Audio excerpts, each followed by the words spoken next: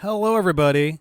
For gaming moments, Welcome to the D-pad. Make sure to check out the This full is schedule always a wherever little you bit kind of stream weird when we IGN do or these sort of on live channel things, and this one IGN kind of came on up a little your bit Samsung abruptly. I feel Plus. like it's a little bit Last loud. but not least, Go feel halfway free to there. leave us But any we feedback are at we're getting geared up for IGN.com, and you could wind IGN up on the screen. Summer of Games 2020.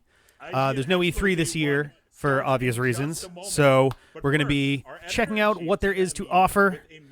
I feel like is the contrast on that super low? That's so weird. Welcome to IGN Summer of Gaming livestream event. All right, here we Before go. we kick things off with the debut of IGN Expo, we wanted to take a moment to acknowledge the unprecedented, difficult times we're facing as a global community right now.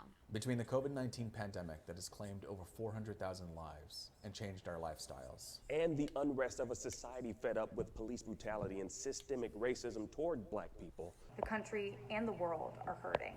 We at IGN have been promoting health and safety tips as well as charity drives to help people through the coronavirus since the stay-at-home orders were initiated. Across our Summer of Gaming event specifically, we'll be fundraising for the World Health Organization. We've also been vocal about our support of Black Lives Matter since protests erupted across the US due to the heartbreaking death of George Floyd, under the knee of a Minneapolis police officer now charged with murder. Black Lives Matter. Black Lives Matter.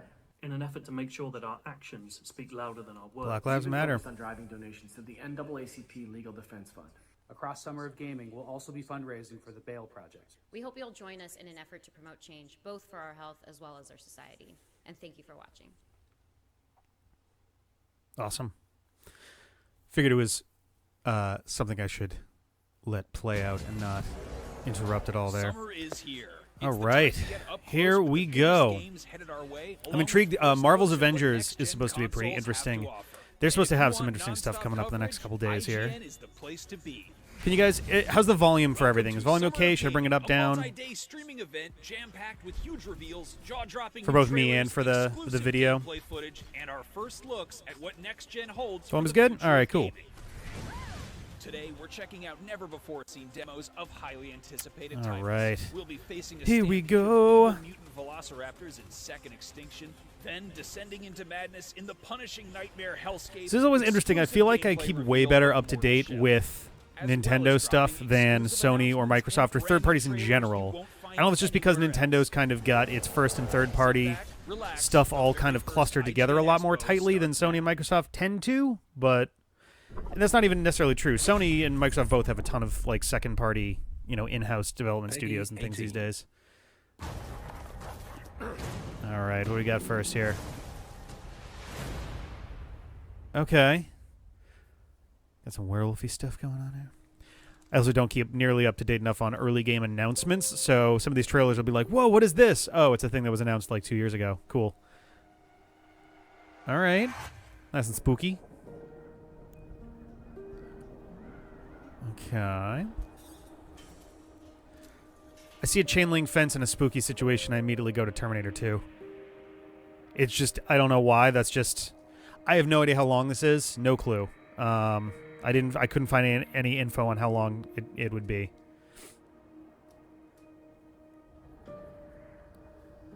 Okay. I'm kind of wondering if this is going to have to do with the Resident Evil stuff. There's supposed to be a Resident Evil announcement coming probably today, but definitely by tomorrow. This looks pretty... Is that Nikolai? No. I was going to say, it was like, oh shit. Yeah, Maple's door got dark. There's rumors that the next Resident Evil is going to be called Resident Evil Village, and is going to have supernatural elements to it. The restricted area thing looks end-drawn.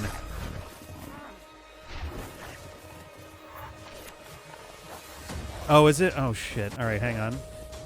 I'll fix that. Oh, it's literally, yeah. I can...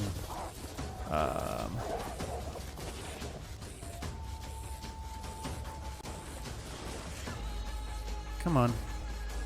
There we go. That should be fixed now. Okay. Final Fantasy VII Remake Chapter 2.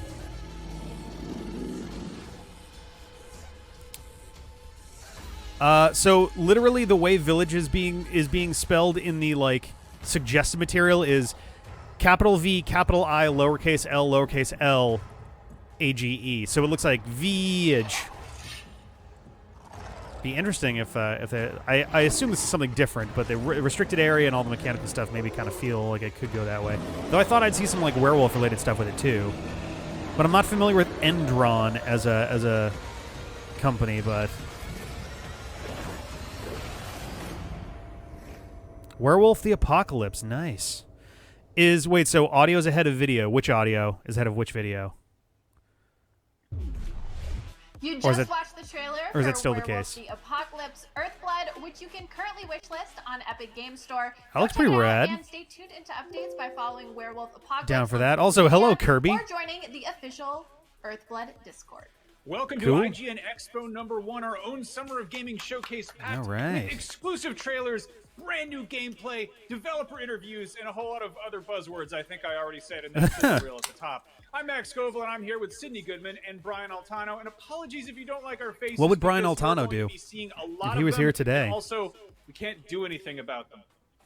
But what we can do about those faces, and with those faces, is use them to tell you that this is just the first of 4 epic IGN Odds of Expos that we've Nintendo planned, announcements so are make sure to fairly check back low for from what I regular updates on understand, the latest in because I think gaming. You can watch Nintendo us is doing their wherever you stream own IGN separate or live on your TVs by tuning in to direct IGN 1 on your Samsung for TV in place Plus. of Additionally, all summer of in place of gaming getting long, involved with IGN is this. asking you to give to the World Health Organization and the Bail Project. The COVID-19 Right. Response Fund is dedicated to studying, tracking, and combating the coronavirus pandemic. The Bail Project is a nonprofit that pays bail for people in need, reuniting families and Right on. restoring the perception of innocence. And by donating, you'll have a chance to win codes for games like Resident Evil 3 and swag from companies like Bethesda. Be sure to click the donation links in the description of your video player or go to donate.ign.com for more information on how right. and where to donate. Keep those donations coming. Oh, Silk For Song even could be a more thing. Summer That's of Gaming true. goodness, download the TikTok app, follow IGN, and check out No, the thank Summer you. of Gaming hashtag on Twitter, where you can watch along with live events, submit your own Summer of Gaming moments, reactions, pass. and plays. And now, let's get this thing rolling with what you're all here for, some world premiere video game trailers. All right, here we go. Premiere. World premiere. What do we got? What do we got? What do you think is gonna be first? Throw them in quick. I guess second. Rating pending. You ever wonder how it all ends? What if it ended with a song?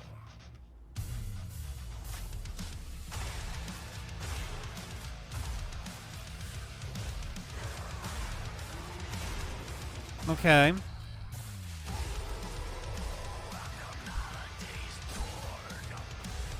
So this is kind of like I'm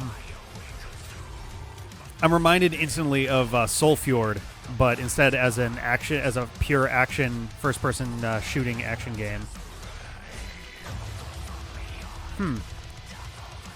It's weird, right? So in college, I would have literally played anything that was rhythm game oriented, and I still am a big rhythm game fan. Metal Hellsinger. Okay, all right.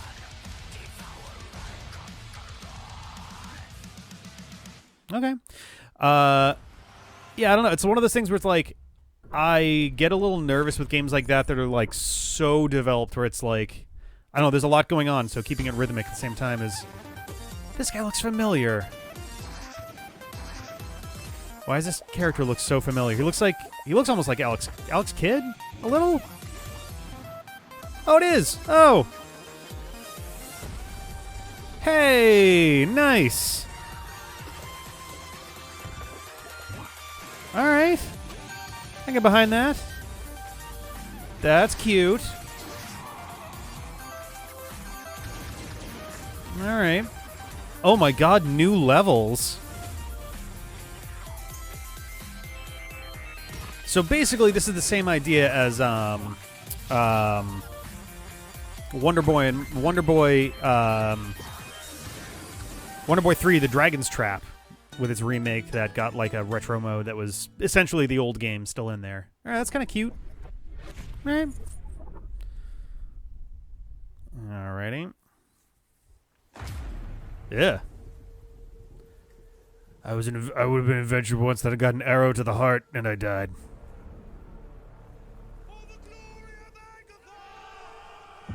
Of what? Of Agvafa? Oh yeah, keep an eye out. By the way, we're likely to see a what was it Kingdoms Amalur, the Re-Reckoning.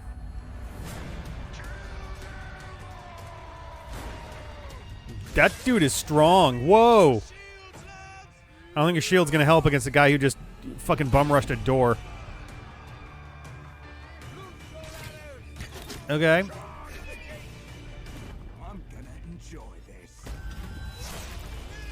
I'm at odds with the Kingdoms of Amalur re-release, considering, or Kingdom singular, considering like I know it was a pretty popular game, but wow, nothing turned Kurt Schilling into the biggest shitheel imaginable faster than that. I knew people back in college who were excited to like do a little bit of like collaborative and kind of inter-networking stuff with 38 Studios too. Chivalry. Oh, okay. Neat. Cool. Just because why not, James? There's a thing there. There's a village there. What else are you going to do? What else are you going to do? DeChamps is here. What up, DeChampster? Hey. All right. Exclusive. That looks structurally unsound. I've been looking forward to this day my entire life. I've been looking forward to this day my entire life. We finally blend our worlds into one. We're gonna learn how to get skin textures. Actually, I kind of dig this art style. It's pretty cool. Oh, look, it's the Kingdom Hearts beach. Discover romance in an ancient... Oh, my. Oh, that's the circlet of sex. That man is very tall. This is a very pretty-looking game. I like it. I like when games go for a realistic feel without being a hyper-realistic textures. That's like a nice way to blend that stuff together.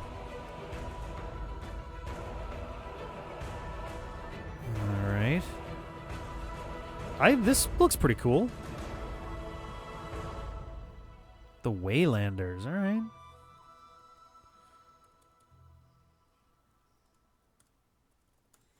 Cool. All right, that looked pretty neat. Sydney, do you hate dinosaurs? Do you ever want to shoot them in the face with a bazooka, but you can't because they're extinct, and also you don't own a bazooka?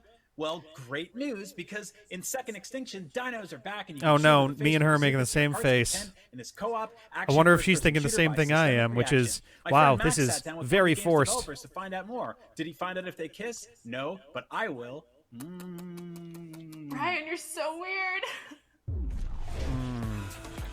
I love scripted segments, don't you? Anytime there's a scripted segment, I just can't help but drink from my Diet Coke.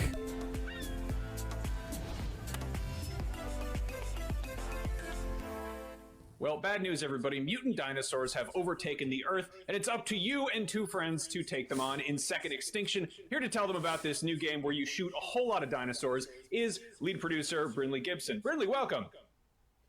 Hi, Max. Great to be here.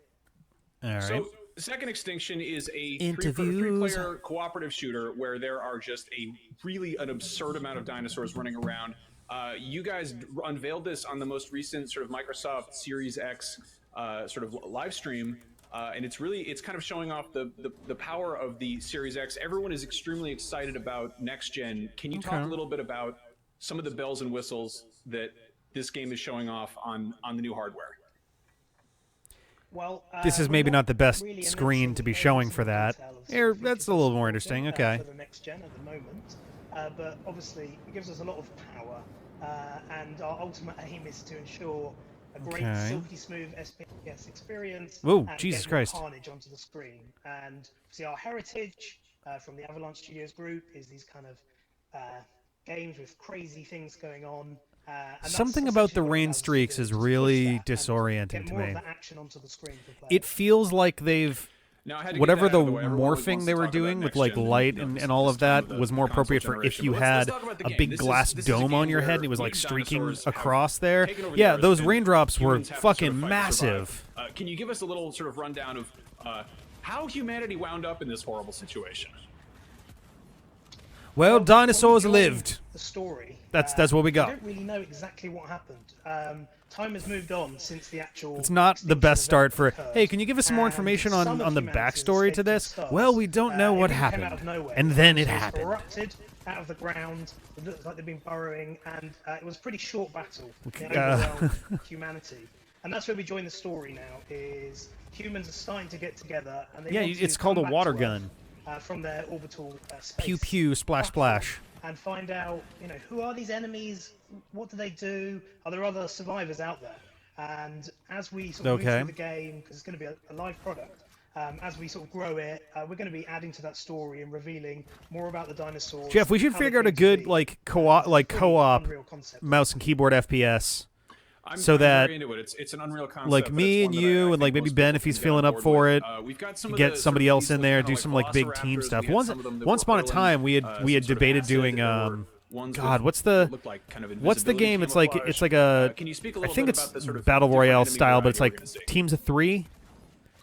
For sure. It was I mean, hugely popular like a year or so sort ago. of base types of enemies. And I cannot remember the name of it. They're different species. And then It's there's sort of probably still mutations super that come popular. along It's that. not my So usual our genre. So base not raptor Borderlands, here, not PUBG, we want them to be not recognisably Fortnite. a raptor. As you get close to them, you sort of see there's something off about them. goddamn. The eyes aren't quite right. I've heard Borderlands is really good, but that's not the one I'm that's thinking kind of. like your basic mutant, and they're a I kind think of last year enemy.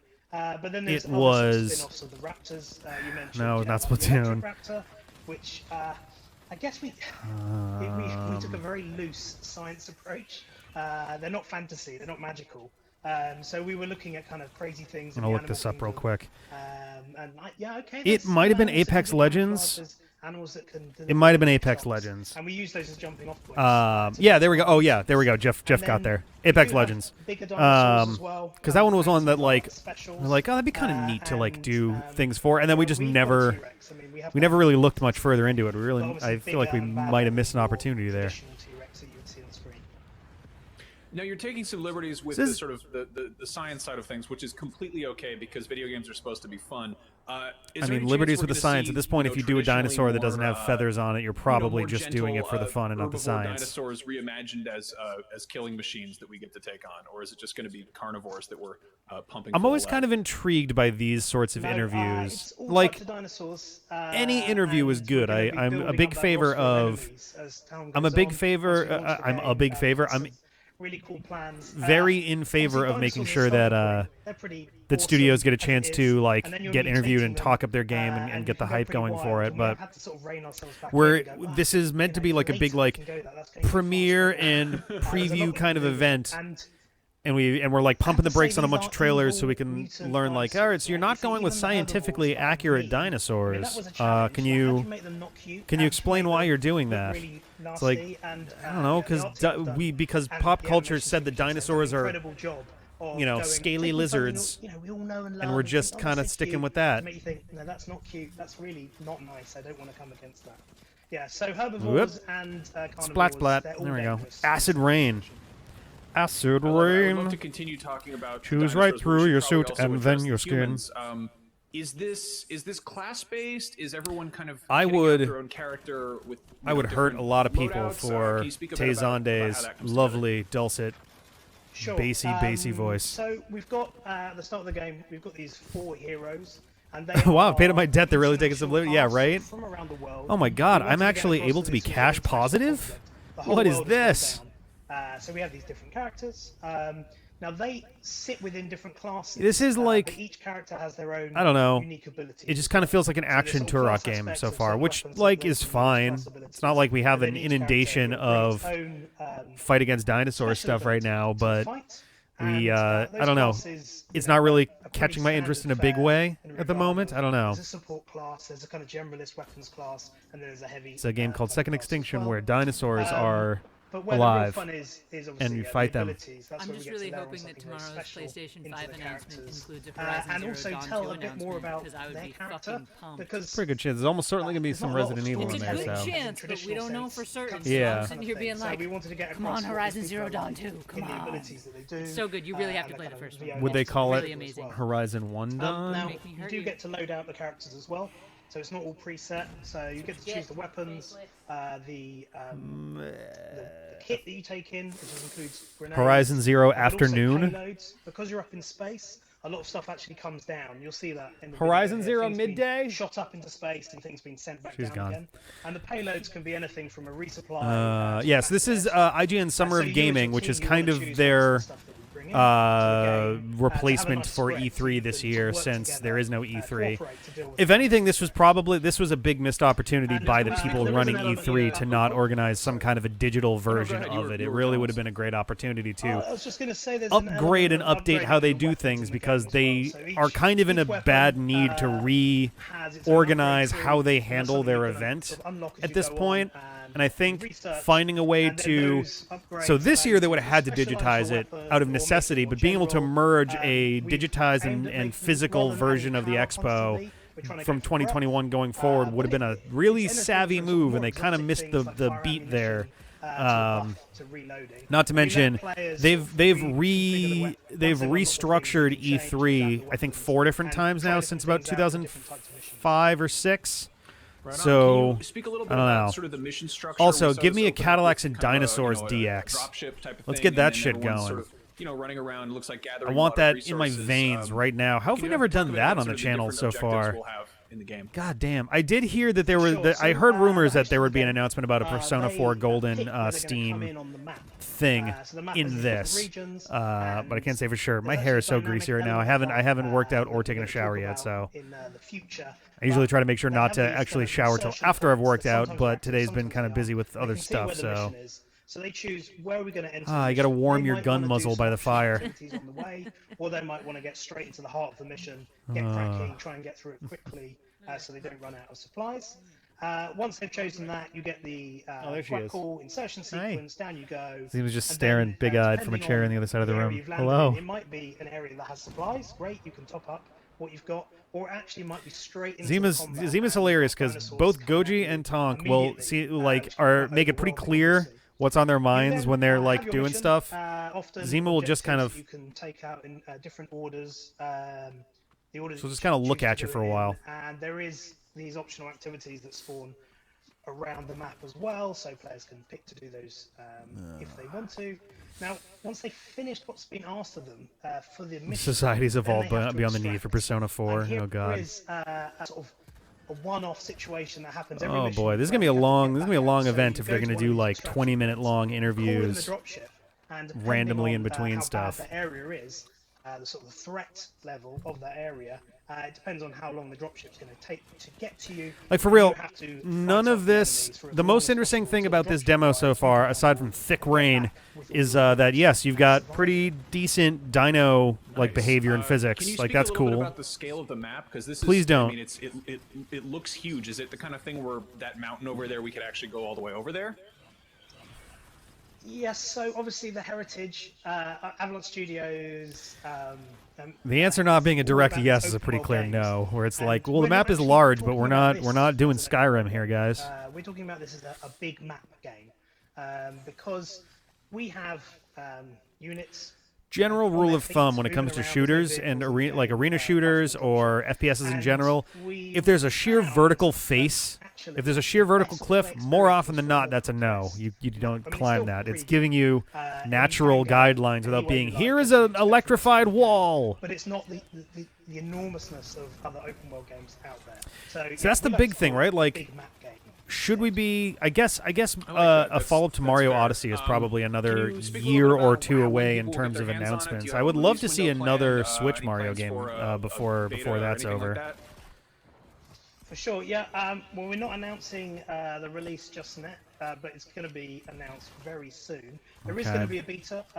You can actually. They must have paid a gargantuan sum of money for this long of an interview with this little information. War support, /war support. You can go there. Like, I'm not trying to rag on them. Like, this is obviously a humongous amount of work and effort to get this, and the game looks fine. This is probably going to sell pretty well, and people are going to be all about it. And that's great. But, man, this is a really interesting way to lead off your E3 replacement event. Nice. Well, shooting Cool. mutant dinosaurs in the face is fun, but it's even more fun with friends. Thank you for talking to me about the dinosaurs. I'm looking forward to hearing more about Second Extinction later Excuse this year. me. I gotta sneeze again so badly right now. Oh no. My God. Okay. Oh, you got a badge. Nope. Okay. Good job, Max. That's the first interview. There were a few. There were a few trailers before that. Anyways, we're right in the middle of IGN Expo #1, part of IGN Summer of Gaming, a cavalcade of video game reveals and deep dives IGN Summer of continuing Gaming, tomorrow all right. and indeed for weeks to come. Coming up after the Cool. break, Tom Marks will show us a new game Interesting tactic to have the little thing on the bottom there in the same space and size as the like standard YouTube ads. Watch is a rhythm-based shooting game in which you tear ass through hell. That sounds so painful, but it's a really cool game, so stay tuned. And check back tomorrow wherever you stream or on IGN One on your Samsung TV Plus for more IGN Expo and the big Sony We are State less of than Play 30 reveal minutes stream. into All that today's and event. much Let's more do today's right event, after this. please. Stay tuned. IGN Summer of Gaming is Well, there's been murmurs that that HAL has been working on a new Kirby game to be released next year, which sounds about right. Like Super Kirby Clash? What the hell's the name of that one?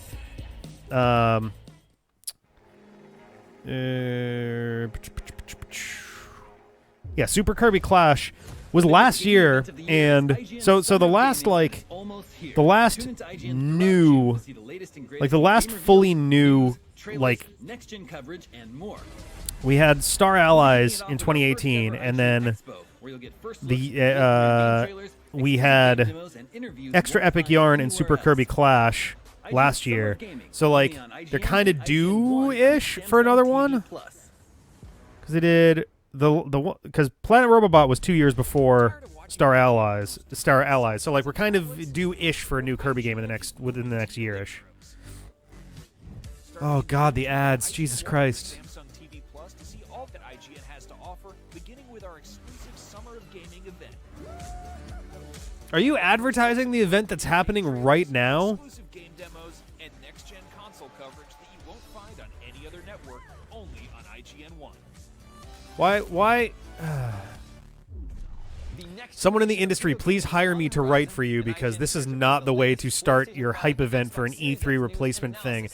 This is equally, IGN could very trivially step up and be like the new face of this stuff if they didn't do this shit. We're half an hour in, and we've gotten about 4 minutes of actual stuff so far. God damn.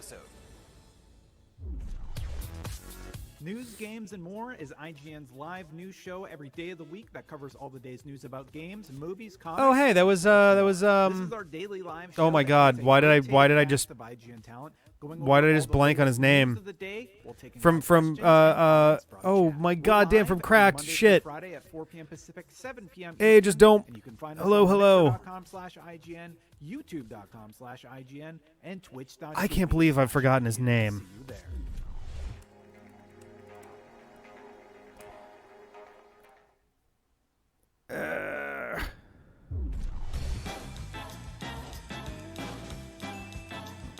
Yep, nope, I can't. Michael Swaim. Michael Swaim. Oh my God, we're finally back. Also, new games and more with NG Plus. They couldn't have gone with news games plus. It's right there. Take a look at some exclusive new gameplay from Rustler Grand Theft Horse. Holy shit, are we finally getting actual footage of something?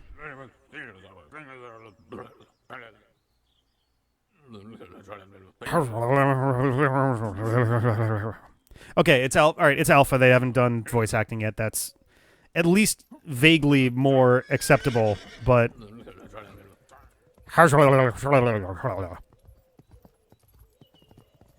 meat muffins? Is that the name of the horse?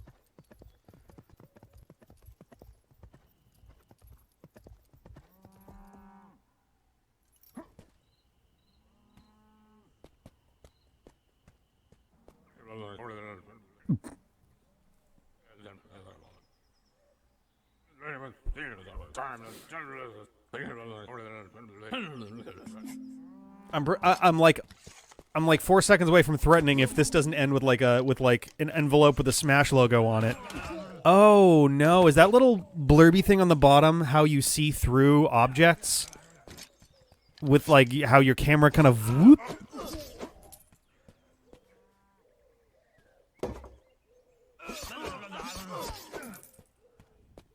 Okay. I mean, Like what you see? Then head on over to IGN.com or YouTube.com/IGN to watch the full extended version of this gameplay. is this all you're gonna show us?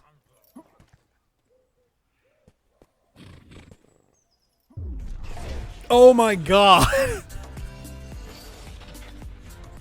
What are you doing?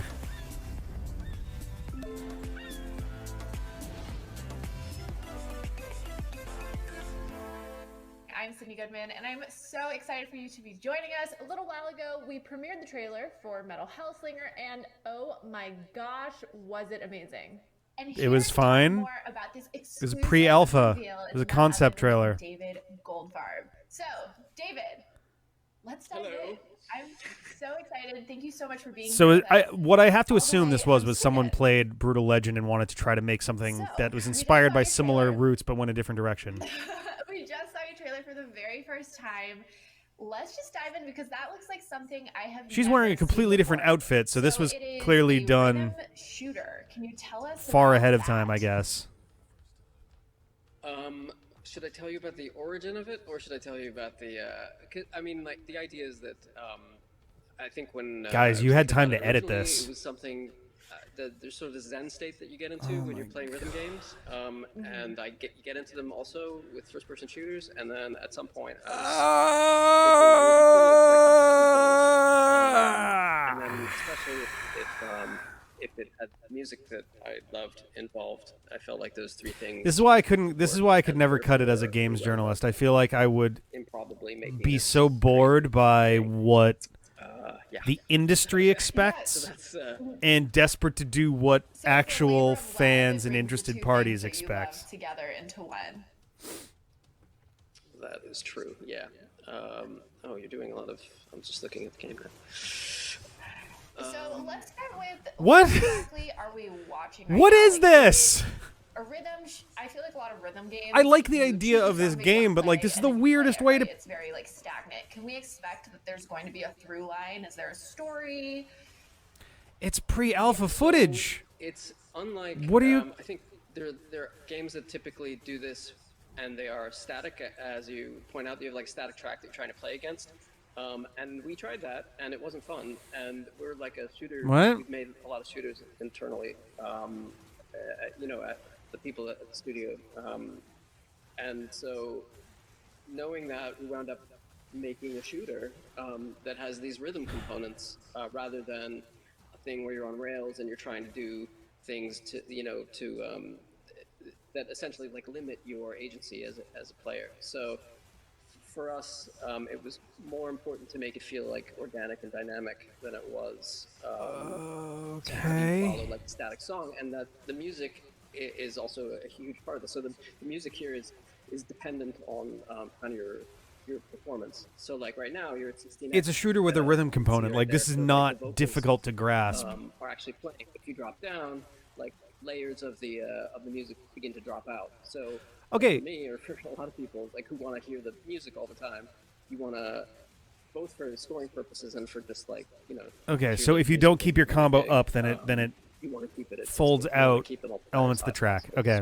To get all that stuff. I mean, that's cool. I'm a fan of dynamic soundtracks, but I feel like I completely agree. You almost are motivated Dynamic not just to BGM. kill the enemies, but also because you want to hear the full track sort of a thing. So let's talk about the scoring a little bit. How does the scoring work exactly? how does the scoring work exactly? I mean, right now, this is like a super early build, Has so anyone actually we have ever disabled, I hope, actually this cared stuff, about so, how score works but, in like, in games? principle, No one's cared about the there's score in a criteria game we're evaluating, like, you in can like beat, like 30 criteria you years. has to kind of keep the beat up. So everything that you do, every action that you take, like shooting the enemy, Every or move you make, see yourself every hitting him beat on you the break. beat there, killing him on the beat, or any number of other actions.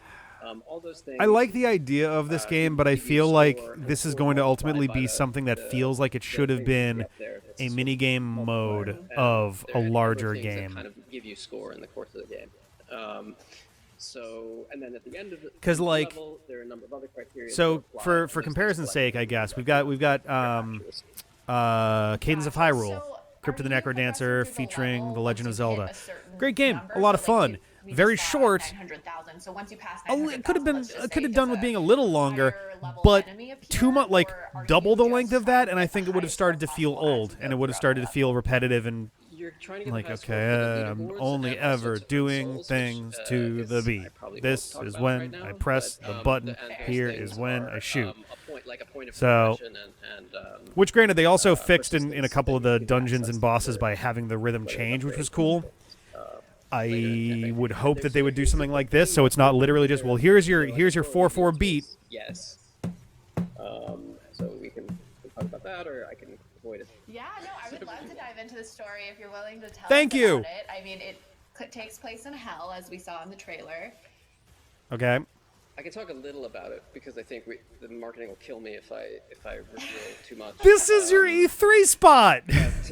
How is your marketing team not like, here is the shit to bring? Boom, there you go. She is the sort of,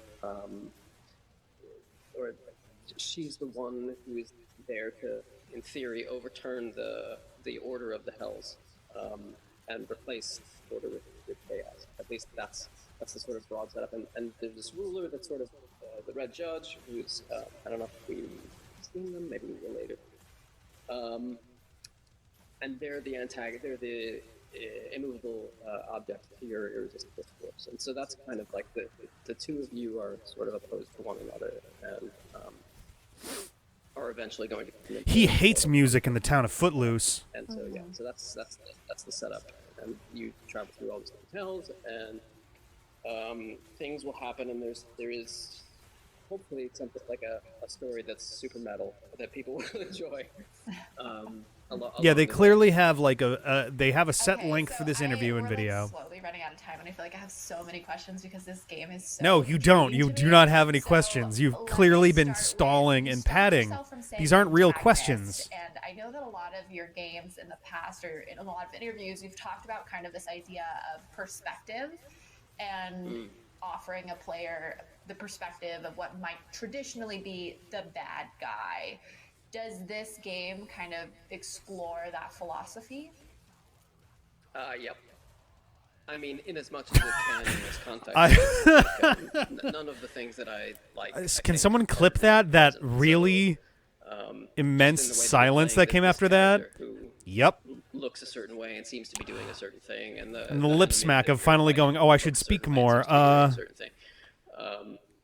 Oh my god. And the Paz the Skull, same thing. All those things, I think. For real, like, can we get like Konami or Rockstar or that I care about, I don't know, Take-Two? Can we get some like? So, yeah. That's awesome. Evasive answer. Most evasive answer. Yeah, right. The interview keeps changing her shirt constantly. This question is solely for me, but we have to end the interview really quickly, so I'm going to ask it super fast. Okay. Is the person that we're watching in that in the footage that we just watched, are they just really good at the game, or does the music tailor to? You know what? Your That's a fair enough so question. that you're on beat? They are really good. Got it. They are Okay, cool. exceptionally good. That's definitely vibing. Yeah, that person is super good. Like if you play, probably not going to be that good, and not at the start.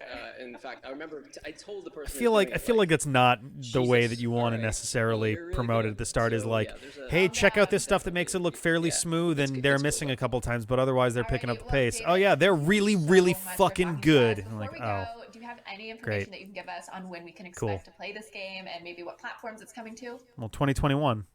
I think we can say that it's coming to. How do you not know this? Next gen and to David. Current gen, and it's coming in 2021.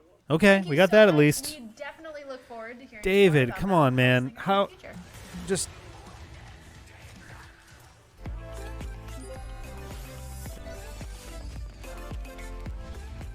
There's been a worrisome start to this so far, I gotta be honest. Oh, hey, you. Well, I now dig we that have the from like bullet there hell that the to overall a thing is concrete kind of like jungle. If you're a fan EDM of the summer Yakuza party series, kind of Yakuza Like a thing. Dragon is probably already on your radar, and you know what you're in for, which is a densely packed city map full of minigames, organized crime, and ridiculous brawls. In case you're unfamiliar, here's 15 minutes of exclusive first look gameplay with one of the producers telling us all about the new game. Quick question though, will someone get beaten over the head with a bicycle? No, I'm kidding. I already know the answer. Of course they will. Let's see what else Max found out about Yakuza Like a Dragon. Like a dragon, played for the very first time.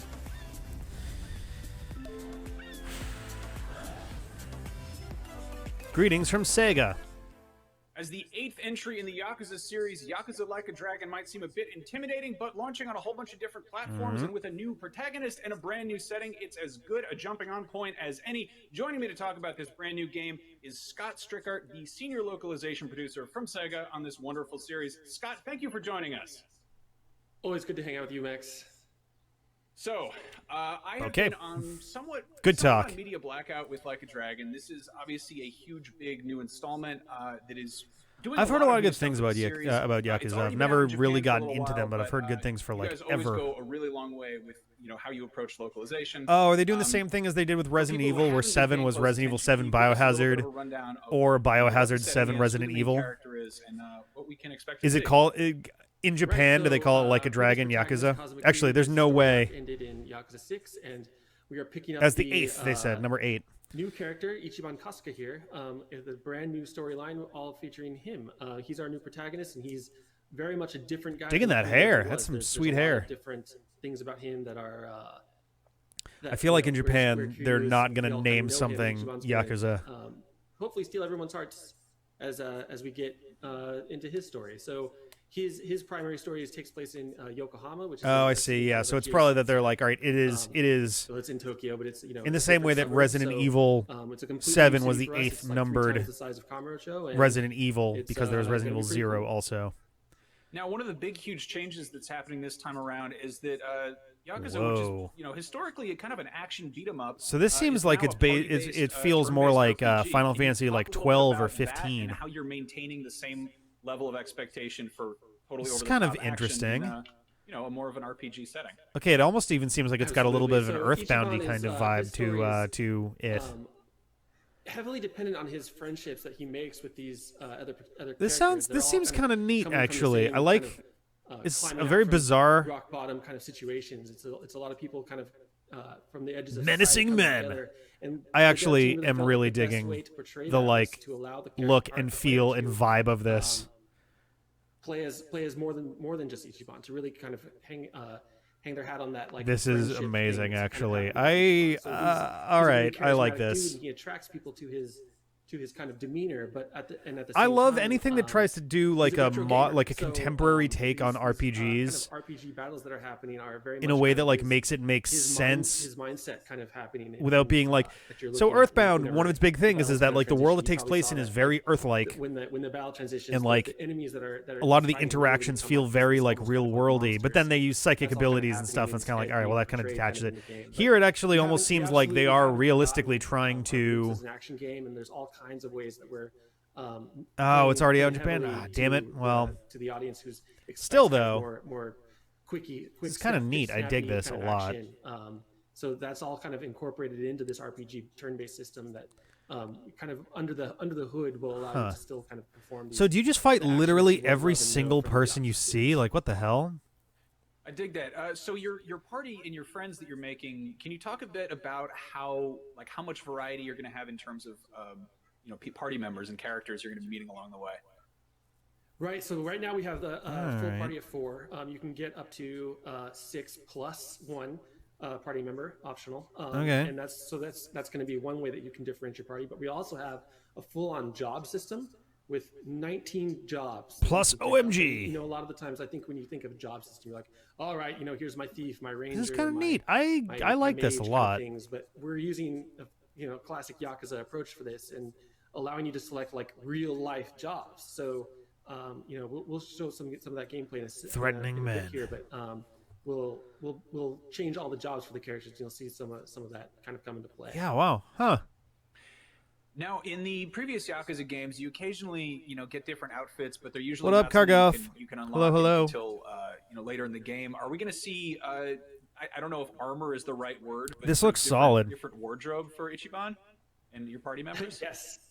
So each job has its own custom outfit, and then in addition to its own custom outfit, has a couple different variations on it. So not only that, there's going to be all kinds of unlockable kind of costumes that, like we always do, that we throw those into the free add-on stuff that like Yakuza does. We're one of the only people who continues to just. I feel like we throw free maybe content didn't necessarily need 15 minutes of this, but this is still kind of cool.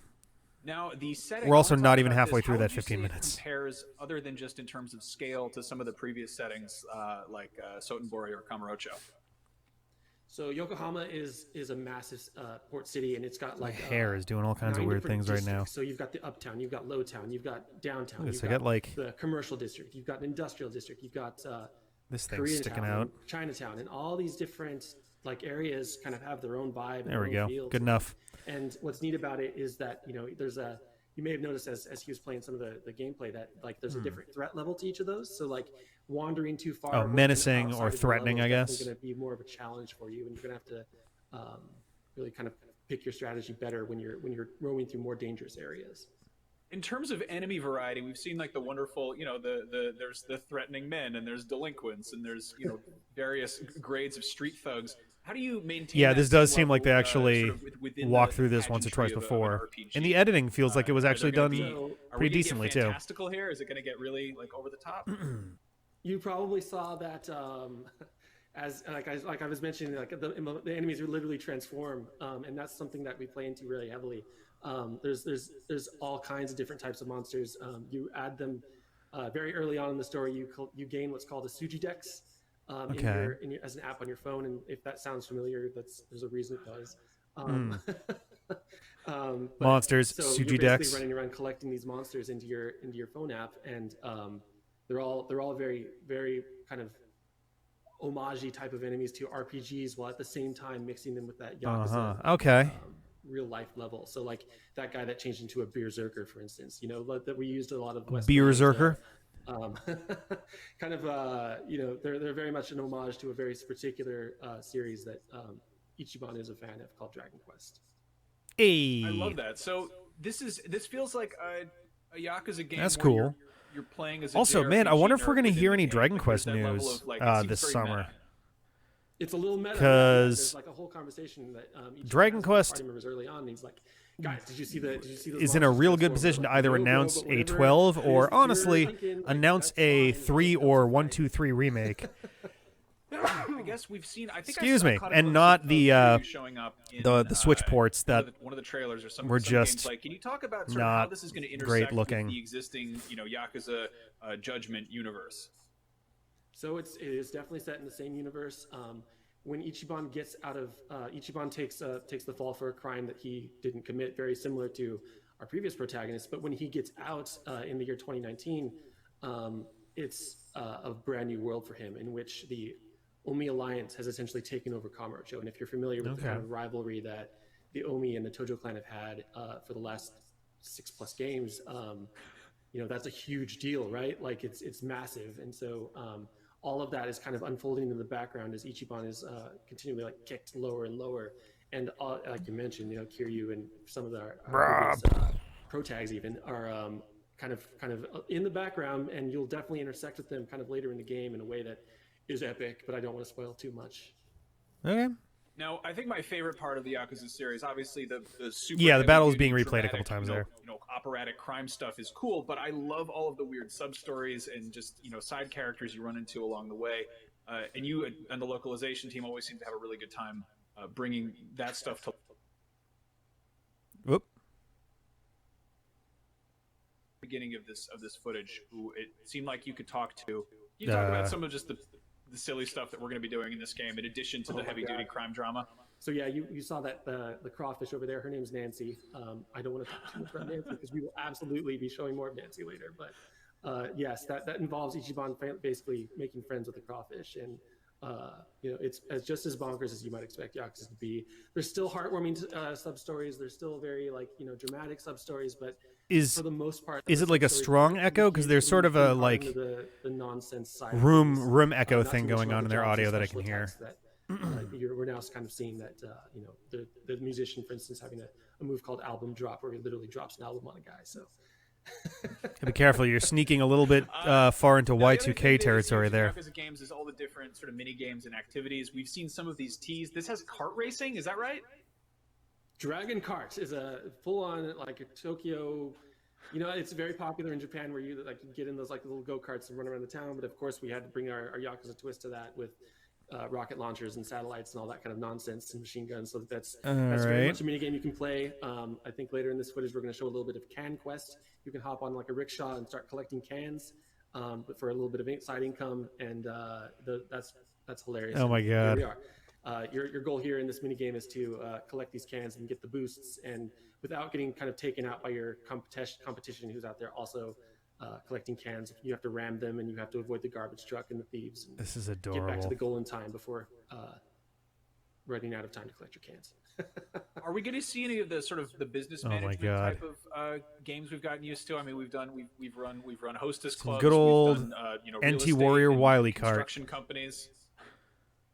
There is a full-on business management mode sub-story happening, and it's just as intricate as Real Estate Royale was, where Ichiban will be tasked with taking over a failing confectionery company, and taking that from a literally failing company to a great holdings company, where you'll have to recruit managers, assign them to properties. Oh my god!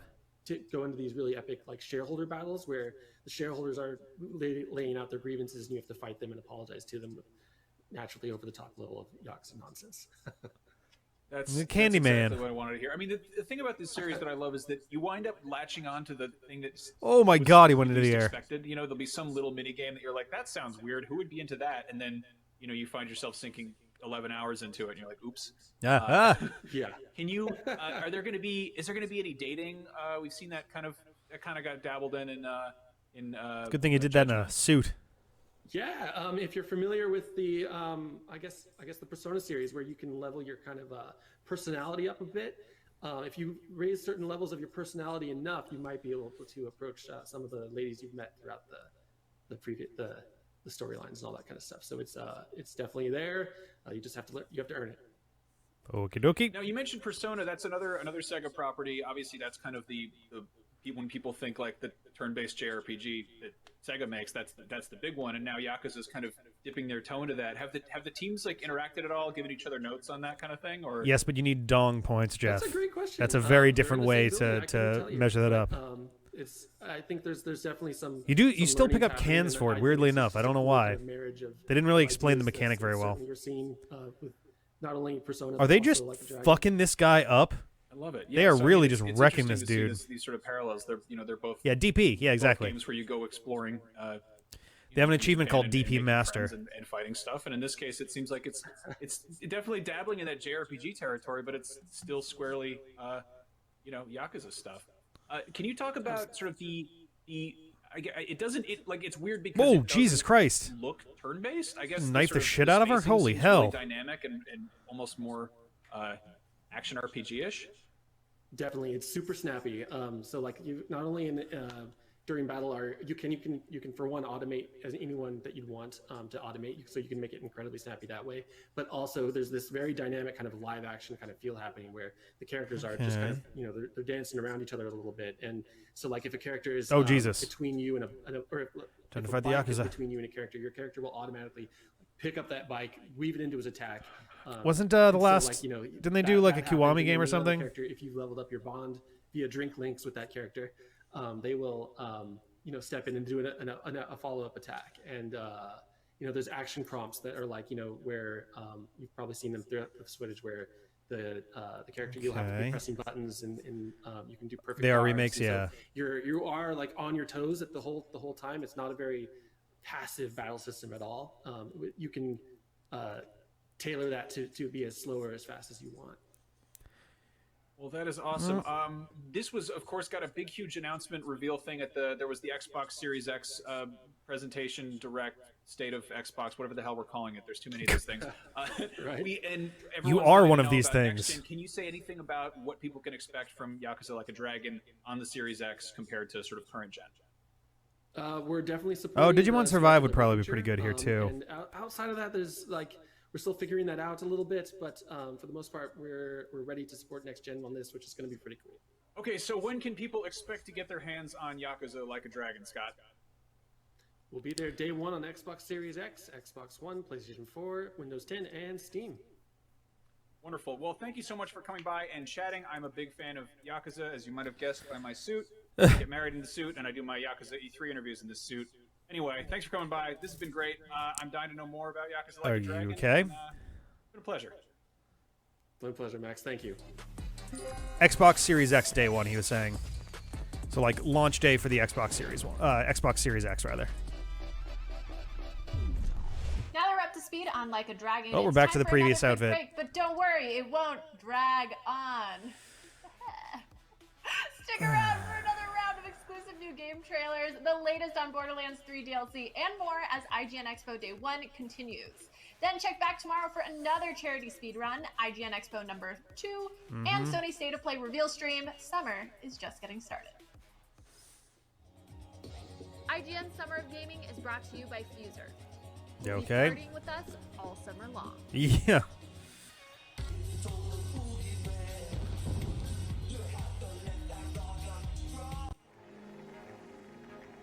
Well, that was clumsy. Throw a commercial. The next generation of video gaming is on the horizon, and IGN is here to bring you the latest. Oh no, we're back to the ads Xbox again. Series X news and analysis in our new weekly show, Next Gen Console Watch. It was so smooth that it was just butter. Oh man. Analyze all the latest developments around these new consoles, from frame rates, services, features, peripherals. We say that it's like butter because one clip butts in before the other one's done. Speed on everything leading up to the next generation of gaming. Join us every Friday for a new episode. Not only is IGN the world's biggest media brand for games and entertainment, but we also have a team of some of the world's biggest fans. Oh my god. I love that every 30 minutes they decide to drop 3 minutes of ads. 3 minutes of the same ads on us over and over again. Let's plays and live streams. IGN brings you all the coverage you need, no matter where you are. IGN, the #1 source for all games and entertainment fans worldwide. Everybody loves watching a speed run of their favorite game. But what if you got the opportunity to peek into the minds of the developers while they watch their games getting completely wrecked? That's exactly what happens in every episode of Game Devs React to Speedruns. Yeah, you can do that. Oh my god!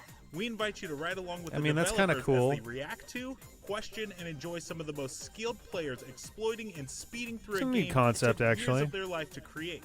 Join us every Saturday for a new Yeah, episode. I like that idea. That's pretty cool, If you actually. have opinions on games, movies, TV, or other weird stuff on the internet, you can take part in our new show, Power Ranking. Did they just have their other weird stuff on the internet clip be that episode from The Simpsons Treehouse of Horror episode from like 1996? News, games, and more is IGN's live news show every day of the week that covers all the day's News, about Games games, Plus. I'm movies, telling you guys, comics, that's what they should have. That's what they should have This is called our it. daily live show that takes a rotating cast of IGN talent, going over all the latest news of the day. Clearly, what this means is I can just jump in with my own show called News, Games Plus, and they can't do anything about it because they missed their window. They missed it. It's gone.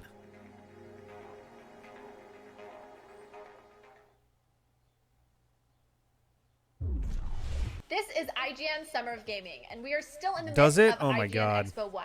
Don't forget, all Summer of Gaming long, IGN is asking you to give to the Bail Project Fund and World Health Organization by clicking the donation changed out of links his in the suit. description of this video or heading not on your over suit to anymore. donate.ign.com. The Bail Project is a nonprofit that pays bail for people in need, reuniting families, and restoring the presumption of innocence. Meanwhile, the World Health Organization's COVID-19 Response Fund is dedicated to studying, tracking, and combating the coronavirus pandemic. All of this is all very well and good, but even better, by donating, you'll have a chance to win codes for games like Resident Evil 3 and swag from companies like Bethesda. And for even more Summer of Gaming goodness, download the TikTok app, follow IGN, and check out the Summer of Gaming hashtag, where you can watch along with live events from Summer of Gaming, submit your own Summer of Gaming moments, Summer of Gaming reactions, and Summer of Gaming plays. I just said Summer of Gaming so many times. It's really funny Summer when gaming. you But we're explain only just now your getting joke. started, and we've got a lot to cover. So Thank let's God. check out some more new trailers for Yay. incredible upcoming games. What do Rapid we got? fire style. Judges, show me the trailers. I have no idea what that's from. If you know, let us know in the chat. What the fuck?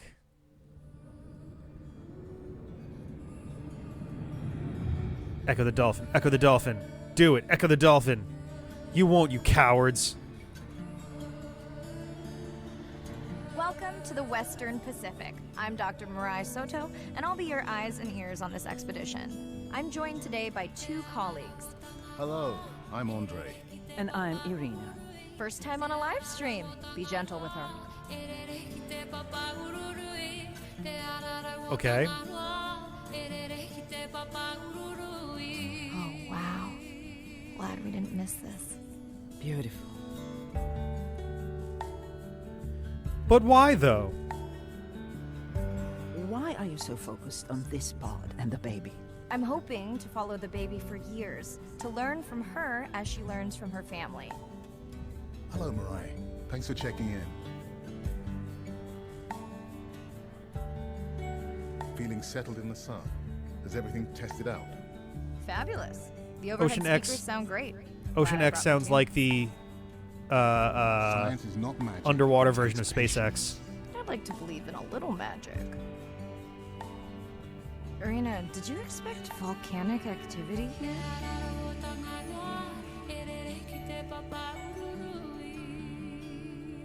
Andre, who is messing with my whales? Okay.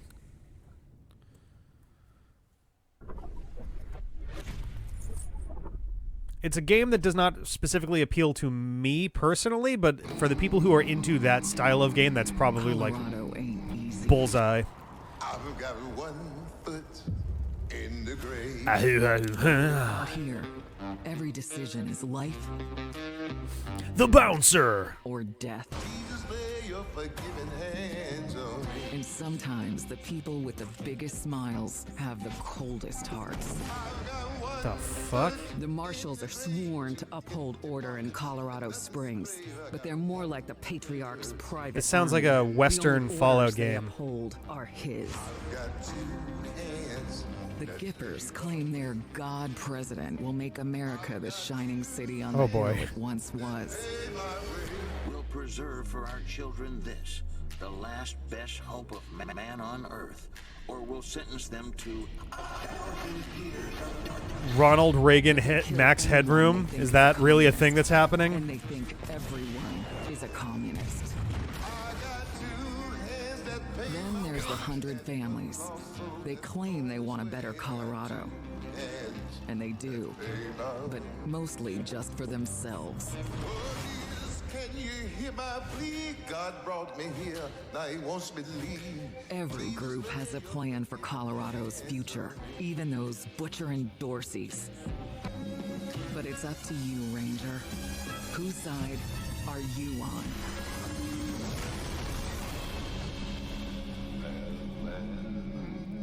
Okay. Interesting. I've never really gotten exactly far into Fallout, but I do like the idea of post-apocalyptic, where it's like, okay, society is trying to like restructure itself again.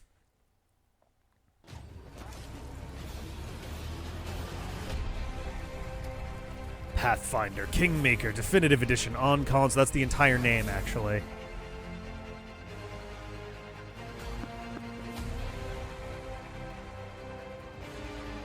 I'm starting to get a little sick of the phrase Definitive Edition.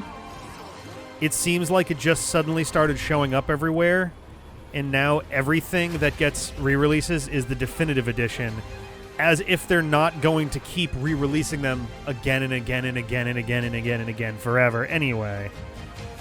Like, the Definitive Edition means this is the one, we're never touching it again.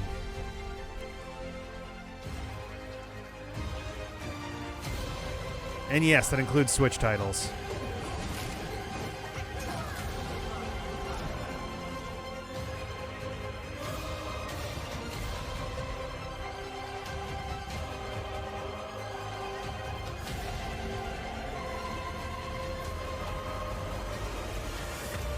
I mean, Resident Evil 1 got a sequel, and then we got the HD remaster.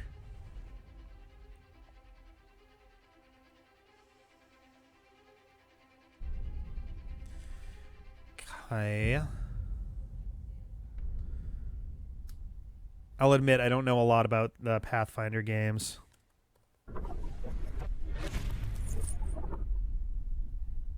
Yeah, Game of the Year edition. It's just, hey, by the way, reminder that this exists. Yo. So, the demon world separated into turfs. And these turfs, yeah, they're filled with all kinds of nasties, all right. Okay. Each gang's got their big, scary leader, too. Want to tussle? Oh, God. You dare! Getting a very indie studio vibe out of this. But none stand a chance to the Demon King himself. I say Alright. it's time to kick his sorry butt out of here.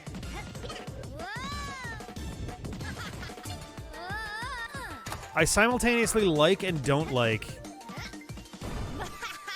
Demon Turf. Okay. It's my time to shine. It gives me a very PS1 kind of feeling. I don't know why. I think it's because of the vaguely spritey thing and like the font they chose. I both like the look of it and kind of am like, I don't know. It's hard to quantify. I guess it's hard to qualify too. Oh no, the vagina mouth aliens. They've arrived.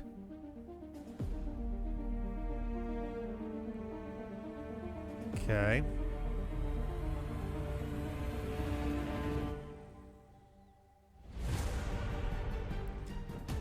EVE Online again.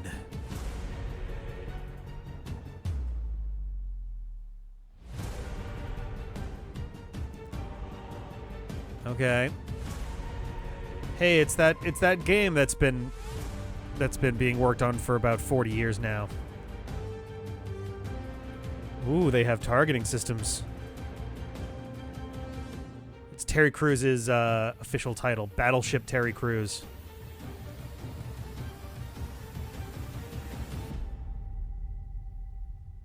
Okay.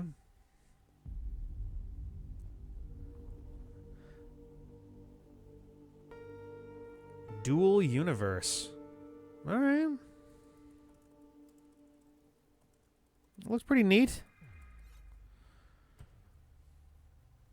Oh, Dwarf game.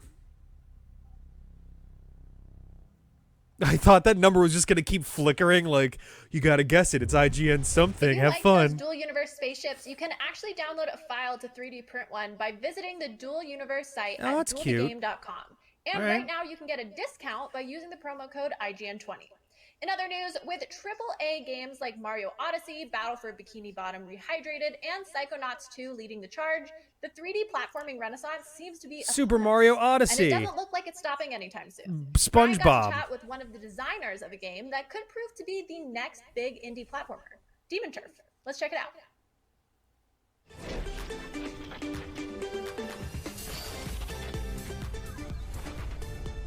Boink. Into the atmosphere. Fabraz.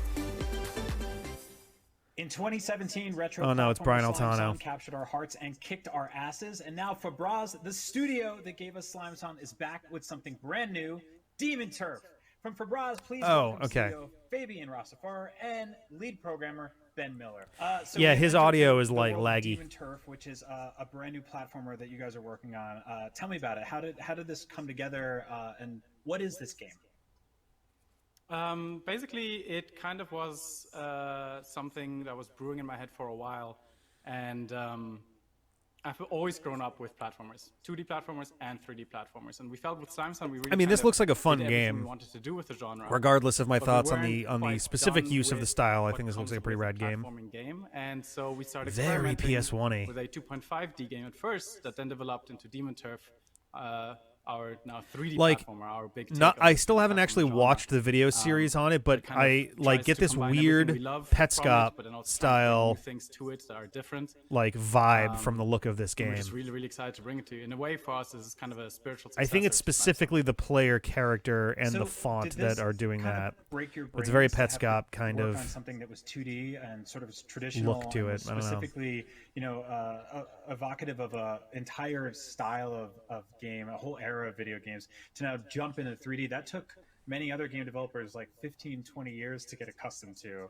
And for you guys, it was just like 2 or 3 years. You're already into the next dimension. So what were some of the sort of challenges of going from 2D to 3D? Indie from a studios strictly platforming do sense? 3D all the fucking time. I mean, what? honestly, What? That's not. And I think Ben can back me up on this. The weirdest thing about this project is how smooth it's been.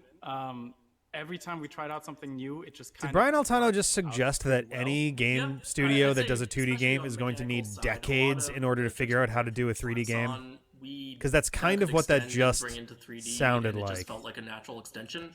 Where As if there actually aren't a myriad where we did, of like find challenges was more like first-timer on the art style games in side of, 3D. like, there's actually a lot of things that 3D makes a lot Like simpler, what? that then combining 2D and 3D like this actually brings in whole new challenges of like spacing and trying to get a tab on how enemies are facing and that kind of thing, that then we basically had to come up with new solutions for that worked for both these kind of approaches.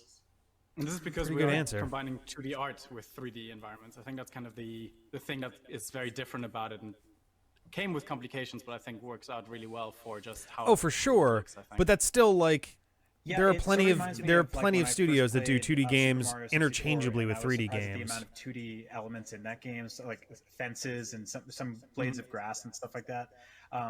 It's almost sort of like this kind of Paper Mario-ish aesthetic, where you have this 2D character that's kind of flipping on different planes. or, Yeah, like, I mean, going even for the through first time, sort like of you've even got simplistic games like animation, but it's Fez that are still 3D very that are like animated.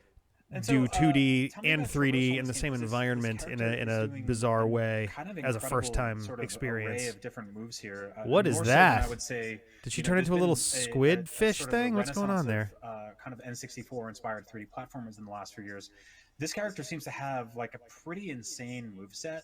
I saw like a hook shot and then Also, I transform mean, into a even bat. like We're now sort things of like GTA 3, for example, which were their company's, which was the company's first real how did all this come dive into 3D, is still one of It the most exploded. like I mean, honestly, we kind of well-known, started popular working from the 3D basics. kind You've of. got a jump, then you've got a double jump, then we're like, okay, let's add some more dynamic jumps. We've got triple jumps. So 2D sprites in a 3D triangle environment jumps, is a bit more of super a jumps, which are basically combinatorial ones that you can do with tricky your thing other there. demon There's not a forms, lot of which games are that do it, double though. jump Part of that demon might form come and down as spin well to demon like. form, which allows you to Partly it's traverse over difficult. a Like certain obviously the Paper distance and Mario then slowly series has fall, slowly but then been if you jump like out of that, making incremental steps on that. So that But kind then of you've sort also of got build like up from each other it's in a a really crazy style way. it, like And it's what we it's a did for stylistic progression, choice at that point. Like if is there were that we way decided more of some those these games, things it'd be we're gonna less lock interesting out when there if are you them in the unlock first them place, you throughout know. the game.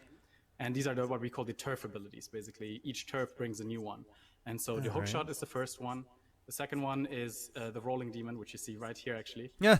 Which is basically a snake biting its own tail, That's becoming cute. a wheel, and then you just go at it. I call this the Roller The Boros. third ability is a glide, which is essentially a crow demon that you can turn into. And then the fourth one is the craziest one that honestly we spend a lot of time on because entire games can just focus on that one mechanic alone, a timeout bubble. Basically, you can shoot out a spherical bubble that the longer you charge it, the bigger it is. That anything within that bubble, the time slows down. Enemies, Okay. moving platforms, bullets, you name it. Crush So beams. it's just got more and more. And then the really big part that is also a big focus of the game is the combat, which Ben is. We're gonna find out that Burnt I guess Beebs did like all the art for this game. Talk about it. Yeah, so I mean, like we were trying to find our own ways to sort of put our spin on the genre, and for the combat, we wanted to try something different from like the typical health bar and getting them down to 0 health approach. So we tried to go for something very like momentum driven and physicsy, where All right. Like this is it's a neat concept. Like I dig it. spikes or pushing enemies off ledges, but you just have this like different size of hands Of and games that punch are not combinations, and out that it's all anywhere about sort yet. of This is I think pushing my enemies around. It's like a tug of my war, top trying to pick get so them in the right far. position to then knock them off the stage or into a hazard. And Because so I then can't we- really that give it was to sort of the Yakuza starting Like a point Dragon branch since it's off in all out in different kinds of Japan. directions So for the combat and next mechanic up would design of the game. definitely be this. Now, in terms of level design, is it sort of freeform? Like, does it feel like it's a kind of situation where the player can kind of explore and traverse as they want and sort of accomplish goals, or are there like set parameters for what they need to do in a specific level? It's a bit of a combination. So basically, you've got hubs, which you can freely explore, and there's NPCs, there's side quests, there's shops that you can spend collectibles on. And levels do have collectibles, but I wouldn't say that this game is necessarily a collectathon at its heart, because the levels are a start to finish line scenario. However, we have a couple of really cool twists there, because basically your goal is to become the Demon Queen, right? So the Demon King currently rules over all turfs, and you first have to convince all the gangs of each turf to join your cause to then take on the big honcho. And that means that when you go through a turf, which is basically a game world, and you go through all the levels, that's your first visit. But then once you've done them all and you've beaten the turf leader, you can revisit these levels, and they're completely remixed at that point. We call it Alright, that sounds pretty cool. state. I'm down for that. Basically, at that point, the time of day might have changed, the weather has changed, the layout has changed, there's new challenges. Alright. It's actually kind of similar to Odyssey does a similar sort of thing. Where essentially Where like once you've done certain, like you've cleared the area missions, then the area has like differences to it. Essentially a new level. That's cool though, I like that. On top of that, then also on top of that, there's also, that's when we introduce the turf abilities, so that you start re-exploring these levels with this new mechanic that lets you engage with sort of new parts you wouldn't have dealt with previously. And also it's kind of freeform, so that you have levels, but also you can do them whatever or you want, so that you have to get through a set number to fight the boss, but then also you can do whichever order and sequence you want. That seems pretty cool. Now, 3D platformers and 2D platformers in general have a sort of like long history of mostly kind of like happy, optimistic protagonists. You know, like they're always like a big, like even like literally Mario is just constantly cheering and saying Yahoo, Wahoo, and stuff like that. Your character looks like she doesn't really want to be hanging out with anybody. She's pretty much like, oh, she looks like me when I went on vacation with my family in high school, where I was like, I don't want to be here. Tell me about the protagonist. Yeah, so her name's Beebs. Oh god, and she's a very young demon. I'm trying to think of how his long jump really, because he kind of has like a not even reach her teens with that, and she has a ton of attitude. And it's like a really strong ha on the second part. The thing is about her, though, she's kind of rough shell but soft inside. She's kind of a softie. Because she does all of this, her entire. She looks like she's got like a baby that's like going on her back. Take her a little more serious, because whenever she says that she wants to do something, they're like, "Oh yeah, sure you will when you grow up."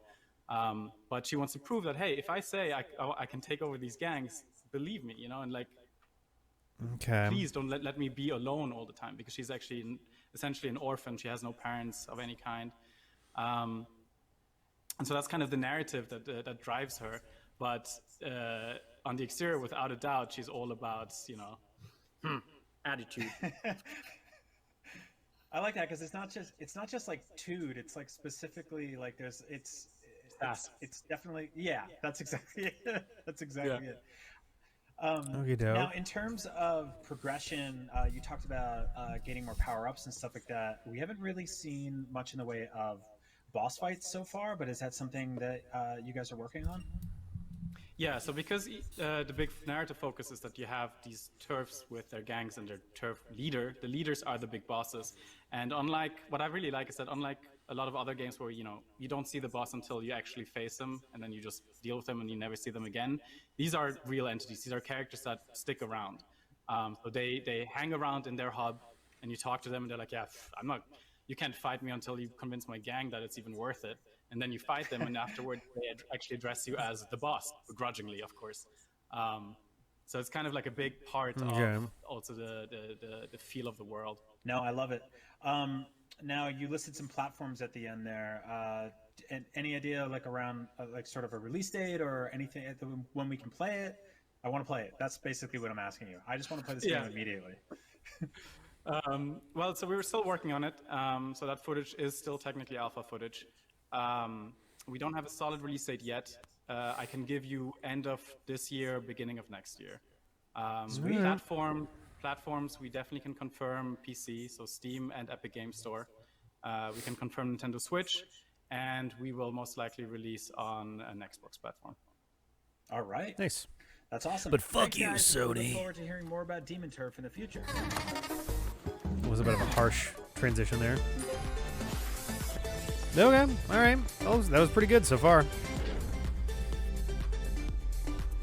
It's weird. I like getting to look into these games, Brian but I feel got to like show off Demon Turf, but I have a commercial break because sometimes work assignments aren't fair, but we do need to pay the bills for a minute. But stick around for the scoop on a bunch more new games afterwards, plus tomorrow's Expo #2 and Sony's much anticipated State of Play, all about the PlayStation 5. So check back in wherever you stream or on I feel IGN like One all on of these your interviews Samsung could have TV been Plus. We'll be right back. 5 minutes shorter. And you got a much tighter, more streamlined, better paced experience overall. And it's like, oh, but then we wouldn't have 2 hours of stuff. It's like, okay, make it an hour and a half then. Whatever. That's such a jarring jump out of that. News, games, and more is Like, make it IGN's fin. live At news show least every let day the of like week that musical covers all the phrase news about end games, before you movies, cut away. comics, and of course more. Fuser This is our basically daily the live follow show up that to features a rotating cast of IGN talent, going over all the Drop latest Mix. news of the day. We'll take Drop live Mix questions was and comments from Harmonix with We're live every Hasbro, Monday through Friday at and 4 then p.m. that Pacific, license 7 p.m. ended. So Eastern. now You can Fuser find is us their on replacement for that. That's entirely mixer.com/IGN, digital. YouTube.com/IGN, and Twitch.tv/IGN. See you there. The next generation of video gaming is on the horizon, and IGN is here to bring you the latest. Oh, did it actually say? Xbox Okay. Series X So news so and somebody analysis over there from thought the of News show, Games Plus. Next Then Gen that's good. Console Watch 2020. It's We'll such bring an on the obvious. experts to discuss and It's analyze such an all the latest obvious, developments around these you new know, consoles. From branding frame rates, services, name. features, peripherals, and even all the new tech jargon. Next Gen Console Watch 2020 will keep you up to speed on everything leading up to the next generation of gaming. Join us every Friday for a new episode.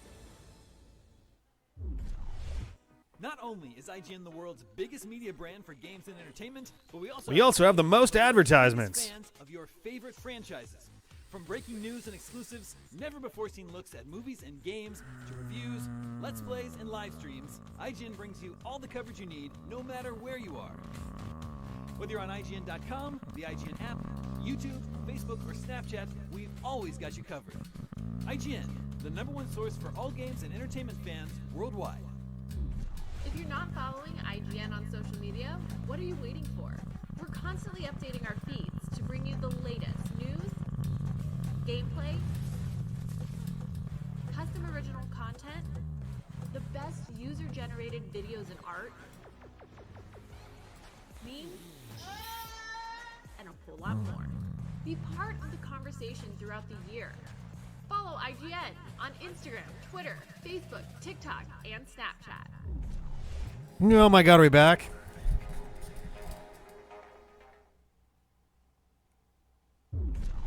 Welcome back to Oh, IGN thank God. Expo 1, a part of the Summer of Gaming.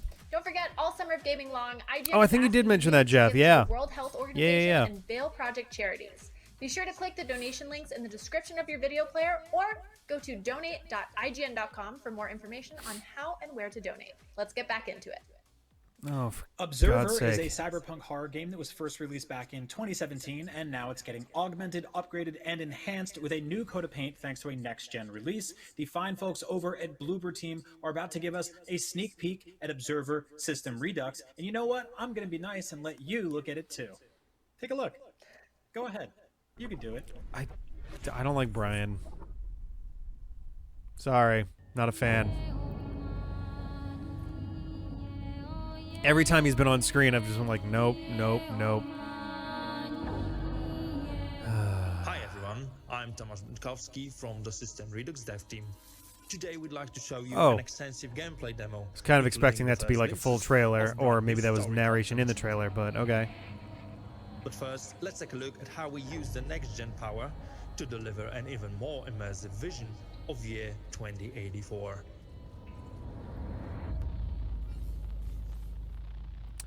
I'm gonna throw a quick suggestion out there for if you're trying to do like future punk, I recommend picking a date that is further out than any of us are going to be alive.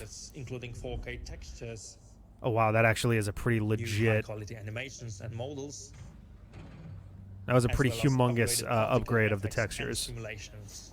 Oh wow. Okay. We've All right. also significantly The before increased shot the looked overall pretty lighting legit. quality across the whole game, with the support of HDR and ray tracing, and thanks to such effects as volumetric lights or global illumination, System Redux delivers a much more atmospheric. Oh, and we got thick depiction rain. of the dark cyberpunk future.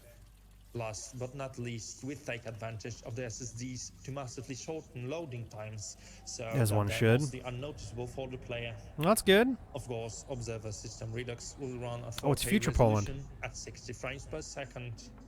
Now, let's see the game in action. The fuck? What am I don't know what I'm looking at. This is all abstract and weird. Oh, that was her eyes. Why are we going backwards? Stop going backwards.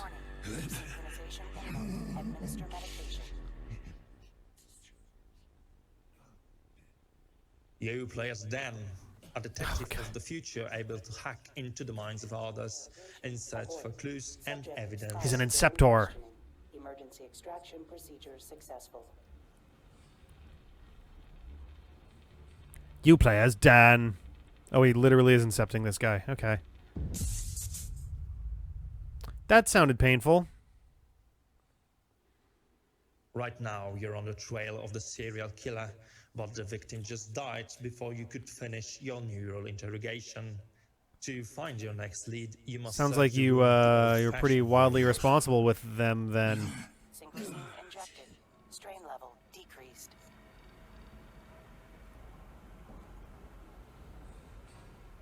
Okay.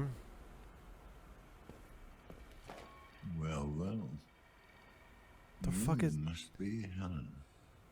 Oh, that's a woman with hair. I couldn't tell what the hell was going on his shoulder there. I love. Well, it faded out. We'll never know what they love. What might that be? Oh, it's the pillow again. This altar of affection marks the beginning of one of the new storylines added to the System Redux. Her fearful symmetry, as this side case is called, tells a psychotic love story explored through the lens of the game's dystopian and transhumanist themes. Right now, however, Dan must find Helena.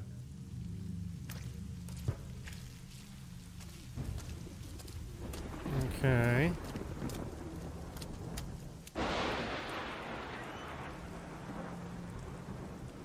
Actually, I'm gonna be right back. I'm gonna leave the stream going, but I'll be back in like 2 minutes.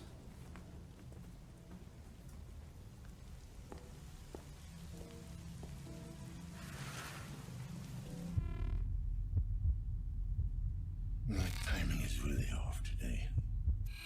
Poor Helen. Lazarski 656210. We have a third victim.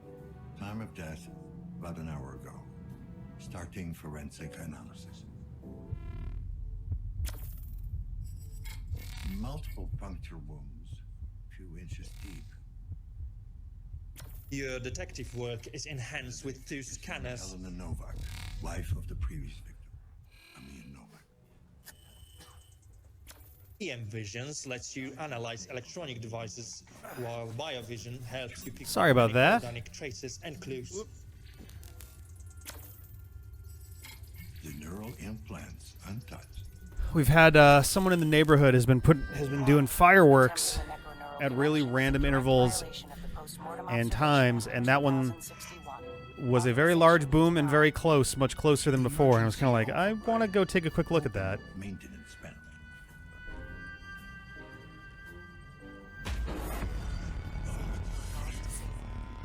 panel.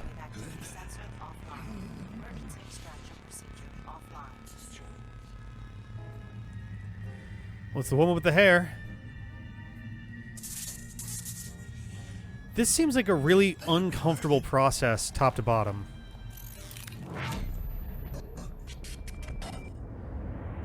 I'm not sure how much I like all of the fucking, like, jerky, janky shit going on every time Let's they do fast forward anything. a bit for the sake of this presentation. After the risky hacking of Helena's dead mind, then it's Wait, how do you crucial hack to the mind? find The other guy, killer you couldn't finish the neural and start interrogation because he experience died. hallucinations. So how do you do this if she's already dead?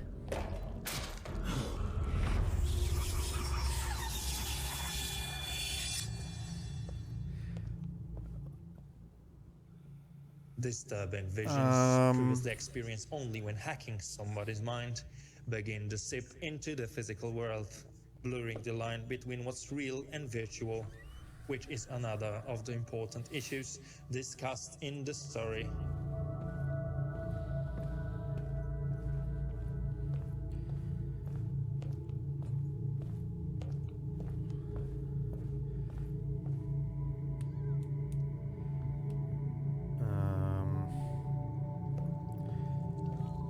Are those super bright sensor bars? Since she's in her future shower?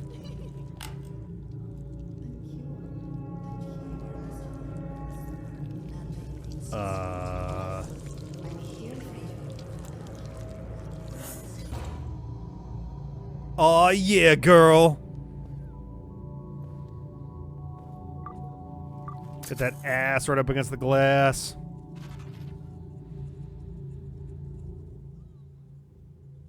Dance has got a distress message from an unknown sender. It's cool that that Rutger Hauer quests is the face of our protagonist here. These new cases are all designed to explore thought-provoking themes of a future that soon might become our present. But there are more than that.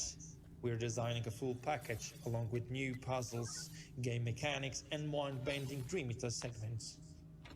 Oh, well, spoiler on that puzzle, I guess. With the code from the club, Dan can push forward after the killer.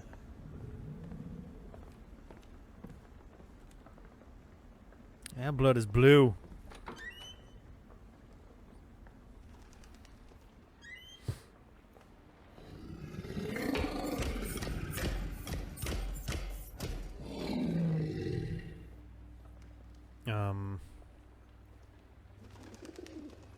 Oh, those are birds. Jesus Christ. He is here. He is here.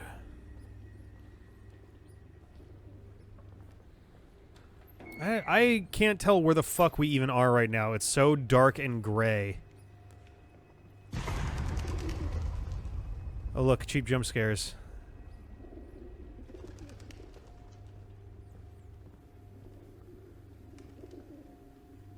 Okay.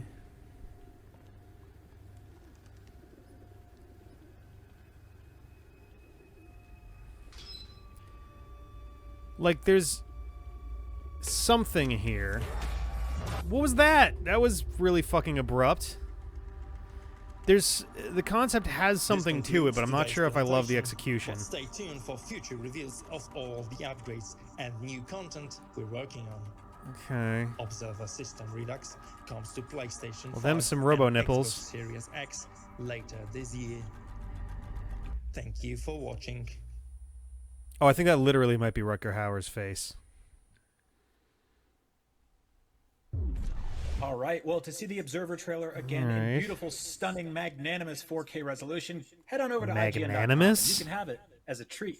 And for even more summer of gaming goodness, download the TikTok app, follow IGN, and check out the I don't know what he IGN thinks Summer of magnanimous Gaming, means, where you but can that's watch not along really with an live events and appropriate submit thing your there. own summer of gaming moments, reactions, and plays. While we're still on the subject of Observer, here's something that I've observed. Segues are very hard to write. Oh, That's Christ. right, I'm talking about Borderlands 3, everyone's favorite Hey, cel-shaded there we open-world go. looter shooter. Gearbox has done a great job supporting the game with a mess of story-driven DLCs, and they've got another one in the works. Our very own Mark Medina talked with the developer about Oh yeah, he was Bounty of alive Blood. when the Let's see original what he game found came out. He died last year.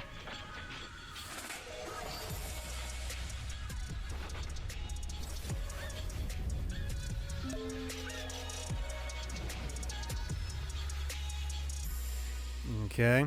Greetings from the year 2000. Came out back in September of 2019, and we're already on its third DLC pack, Bounty of Blood. I'm here with Matt Cox to tell us all about it. Hello, Matt. Hey, how you doing? Thanks for having me. Yep. Let's just jump right in. Why is this the DLC to check out if somebody missed the first two? Pause. Blood offers so much in the way of new gameplay objects and a new vehicle called the Jet Beast, and of course a ton of new enemies to explore. But I'm very excited about the story, and the story is a simple story of revenge and redemption set on a very brutal planet called Gehenna. But there's a lot to offer, from answering the sheriff's bounty to take on the Devil Riders, which are our main enemies that have tamed the wild. Oh, whoops! This is an old layout on here, but thank you for hosting. Just don't. I should have fixed that overlay before now. Let me see if I can fix that real quick. So, Bounty of Blood offers a level boost if you are just starting the game for the first time. How exactly is that going to work? There we go. It's now it won't be wonderful. all stretched So out. if Hooray! you are not as far into Borderlands 3, the campaign, to be able to access Sanctuary, the ship, and be able to actually travel to different planets, we have a new feature that allows you to start a character right at that point in the story, so you don't have to worry about how much you've completed so far in the game, and you can jump So kind of like was it Mass Effect did similar, where you could like pull in previous save files or just start with like a default kind of level and go from there. In a Western setting, what's it like to be on this planet and travel around and meet these new characters? All right. Yeah, Gehenna, again, it's a brutal frontier planet. It was once this company's, long-gone company's testing ground for new types of weapons and biological experiments. This is a pretty solid answer to a really badly phrased and pointed question.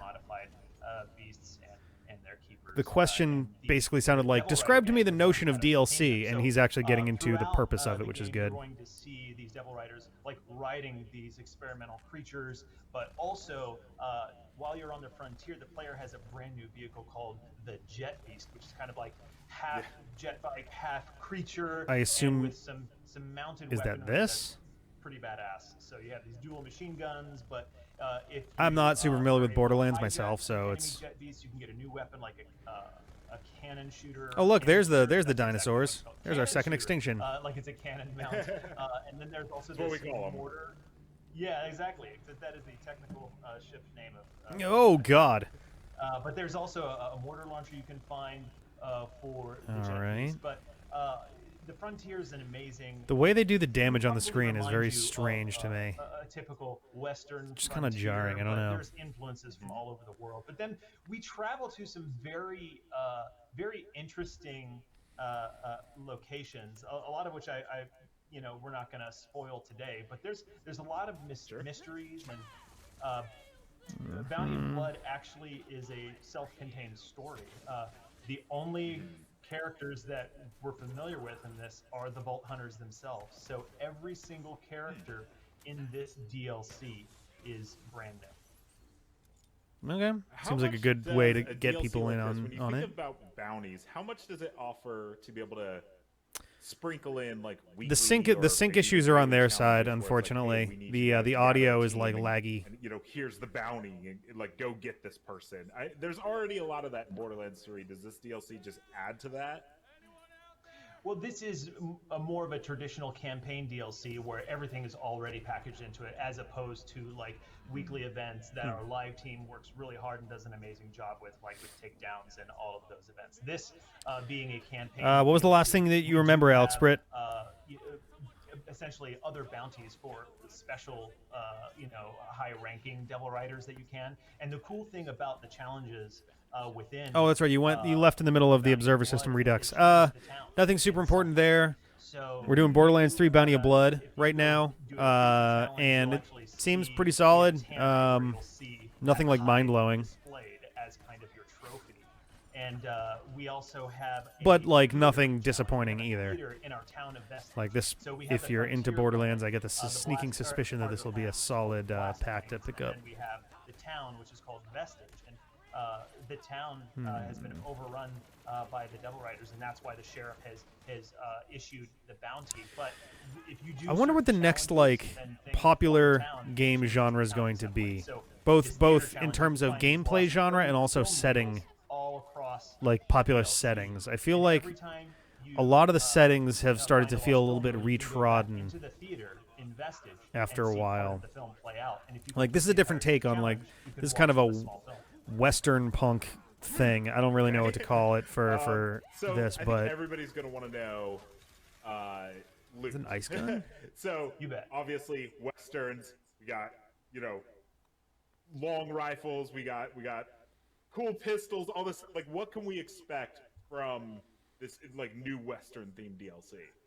Oh yeah, so you're gonna get a bunch of new loot, some cool new legendary guns, as you would expect from any sort of DLC drop from Gearbox and Borderlands. But yeah, I would have thought cool guns being a thing for Westerns would have been. Western without pistols, but not all the new loot that you find will be pistols. We have some crazy they're not stuff. all sharpshooters. Yeah, that's right. We have That was cool audio glitching there. that you may find if you do a Babblebrook. certain side mission that That's a has cute high name for a damage place. soap bubbles.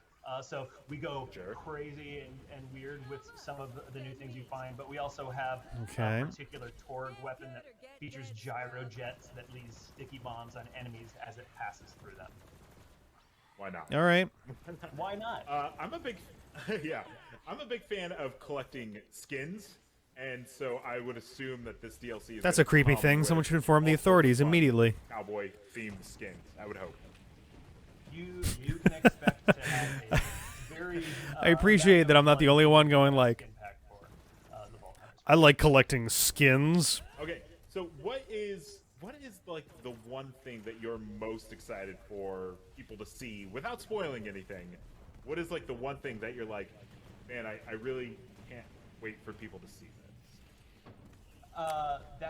The title screen. Pick one of your 5 children and tell me why they're the best. Yeah, do that. Pick one of your 5 children right now. Which one's the star pupil? Go. We've talked about the town. That's cool. Rose and Juno are our allies, the brand new characters that anchor our DLC. Juno is a rough and tumble brawler with a checkered past, and Rose is our guide and an ally. With a chest past. So I'm excited about them. Town changes, Jackson Jet Beast played a lot of cribbage growing up. incredibly fun. But I would say it's tied Wee. between our new gameplay objects that are a little bit of a Metroid. Right after Yakuza. Beyond Blue is kind of neat if you're into deep sea exploration style games. We got Wasteland 3.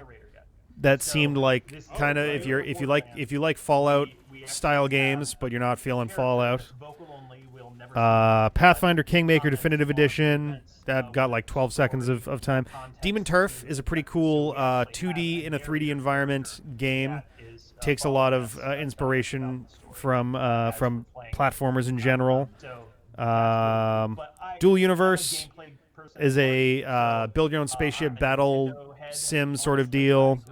Observer System Redux is a like nice looking update to Observer for 4K, and then now we're doing Borderlands 3 Bounty of Blood, which looks fine. I'm not a Borderlands player, so this doesn't like there's not a lot that I'm like latching onto, but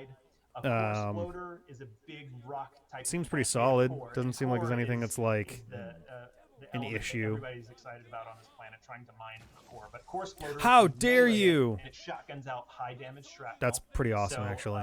And then a breezer is kind of. Who was like that? Whose face was that?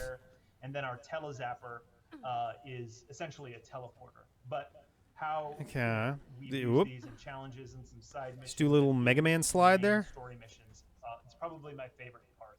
Our team did a great job at embracing, kind of throwing a little bit of a Metroidvania gameplay element. Okay. That sounds like a lot. Sounds like a lot. I'm not gonna lie. I feel like he's only like half listening to any of this stuff. The one thing, right? Yeah. Well, it sounds like a lot. You talked for a while, and I wasn't prepared for that. Matt, Bounty of Blood, Fistful of Redemption. It's coming out soon, right? It is coming out very soon. Everybody will be able to play Bounty of Blood on June 25th. All right, that's coming up pretty quick. Not soon enough, but we'll wait. Matt, thank you It's so much 2 for joining weeks. us and telling us about the new DLC. All right.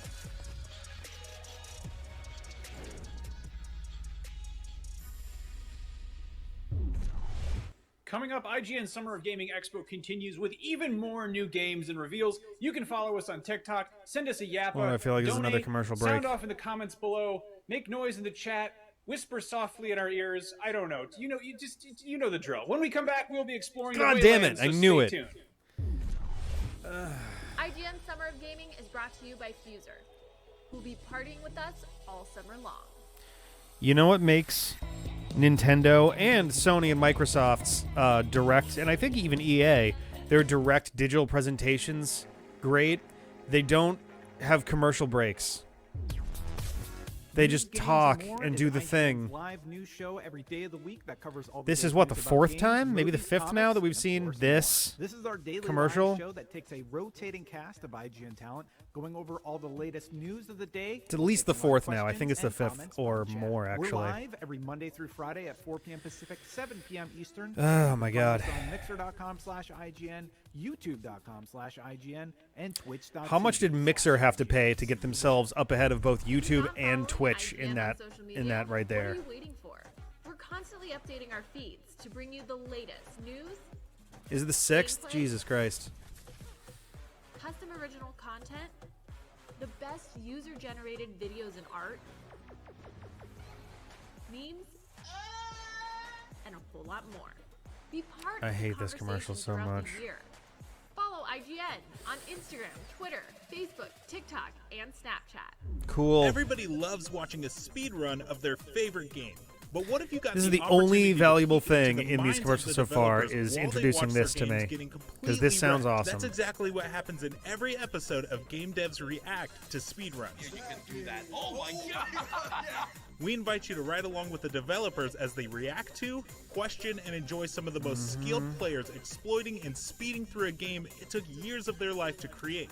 Join us every Saturday. I don't know that I for a love new that episode. piece of it. That sounds a little bit like, wow, all their work was useless. Like, Here to bring you the latest PlayStation 5 and Xbox Series X news and analysis in our new weekly show, Next Gen Console Watch 2020.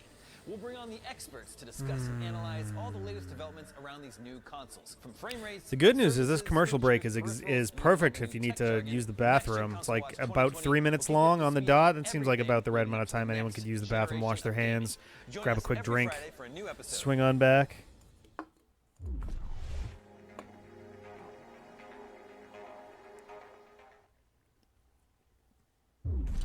Welcome back to IGN Expo #1, part of IGN Summer of Gaming. Don't forget to give to the Bail Project and World Health Organization by clicking on the links in the descriptions below to help combat COVID-19 and reunite families. All right. Sydney. That's not. As the sun sets It's not her and name. the day turns to night, I often lay alone in my quarters, the candlelight flickering around me while I wistfully dream of a simpler time when classical party-based role-playing games were bountiful and aplenty. And then I remember the upcoming classical party-based role-playing game, The Waylanders, and all is right in the world. Huzzah, forsooth! So keep those donations coming, but also let's take a look at the Waylanders. She looks like she's in pain being part of any of these scripted segments. Classically inspired RPG that took its first steps on Kickstarter back in 2018 and has been steadily picking up steam ever since. I recently got to check out an alpha build of the game ahead of its early access launch to explore its fantastical take on the Celtic Age. And yes, that means it is still very much a work You in just progress. described it as being a Bugs classic party RPG, cutscenes and conversations still lack animation. and the first shot we get of it Items and abilities lack makes it descriptions. pretty clear that it's like Access version gives us a World of good look Warcraft at what to style, expect from this ambitious and promising RPG. which is not what a classic party RPG is. The Waylanders is a unique blend of historical fiction and mythic fantasy, set in the ancient real-world region of Brigantia, but overflowing with supernatural magic.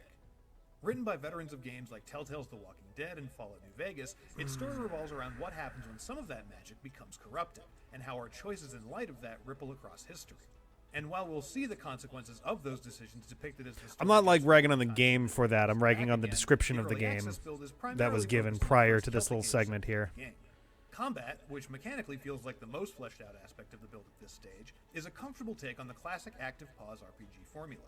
You've got a party made up of your archetype. Doesn't look like it. Tank, mage, or healer classes that evolve with new attacks, abilities, and subclasses as you level up, but there are a couple of interesting twists. First and foremost is the Waylanders' formations mechanic, which allows characters to rally other party members into a tight group to perform unique class-based maneuvers against enemies. These can range from historically inspired arrangements like a classical Grecian phalanx to the mythical Sorcerer's Conclave, which transforms them into an arcane siege tower. And selecting which characters you play part of a given formation okay. is an extra layer of strategy too.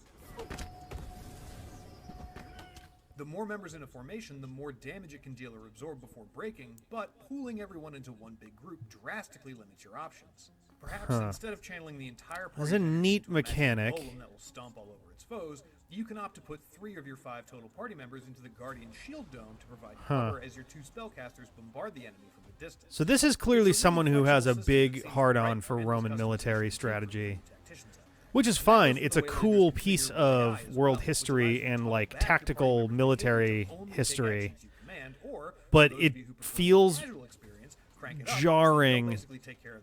It feels jarringly juxtaposed with the rest of what's going on. The other notable tweak to the classic RPG style, and this goes for exploration as well as combat, is the Waylanders' dedication to making the experience just as enjoyable for players who prefer a third-person perspective as those who want the classic isometric RPG experience. Quickly swapping from a top-down or three-quarter. See, a lot of what I think of as action RPGs, because like the action RPGs as opposed to like JRPGs like Dragon Quest or Persona or any of that stuff, but like action RPGs are also pretty Japanese. I've seen in a genre that's never really managed to get I was gonna past go grab the that really, afterwards. really zoomed-in ISO game.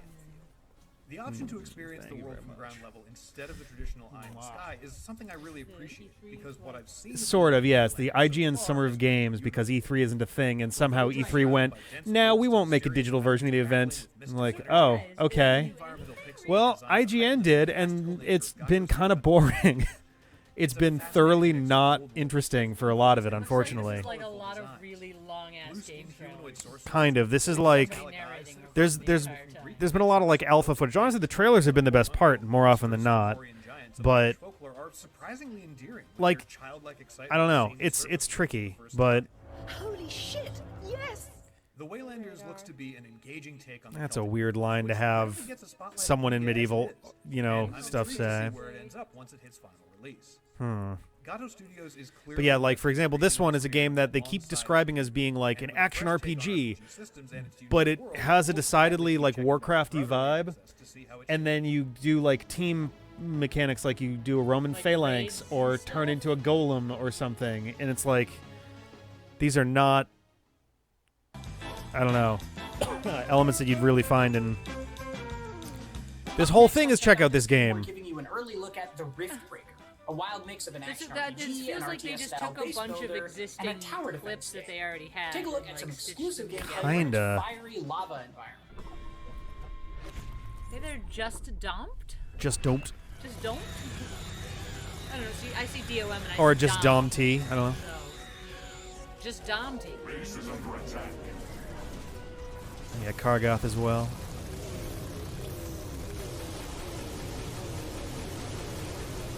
Okay.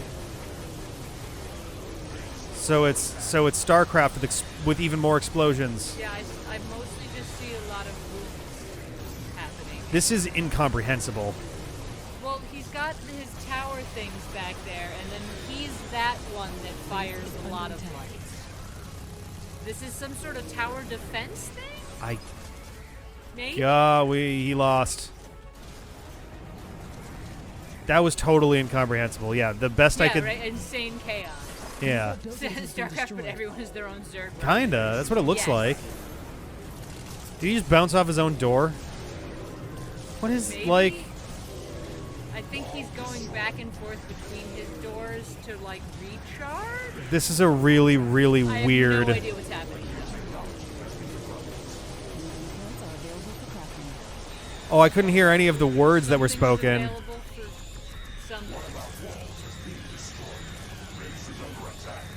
Base is under attack. Yeah, this is Something clearly... being destroyed. This is clearly someone decided to make their own Like what you see, then StarCraft. head on over to IGN.com or YouTube.com. We don't even know what happened. I don't even know what I've You like seen. Explosions?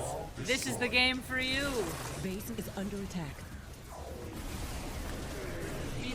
Oh my god, yeah. A lot of the trailers and footage have been like this. There was one that was you rode a horse, and then you were attacked by a couple people and you stabbed them, you got back on your horse, and it was like what you see? Then go to youtube.com. It seemed more like a top-down Fable than anything. Actually, a video game name that I'm going to tell you about right now. GTFO is a survival horror first-person shooter. I think I'm that good. teaches you and I'm three probably friends pretty a good, valuable yeah. lesson about friendship as the four of you blast the crap out of a bunch Oh, of unthinkable maybe horrors tomorrow, I don't while know. exploring the depths of a creepy My whole day facility. is way off, Video like by games. several hours right now, Aren't they so. great? Mwah. GTFO the game. Okay.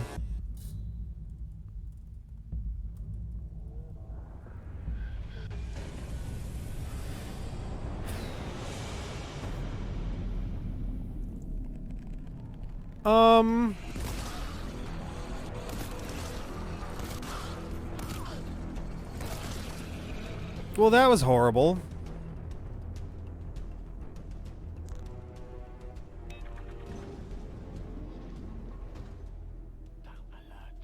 Wow, what a great gameplay trailer. You just bludgeoned 3 dudes to death with a fucking megaton hammer.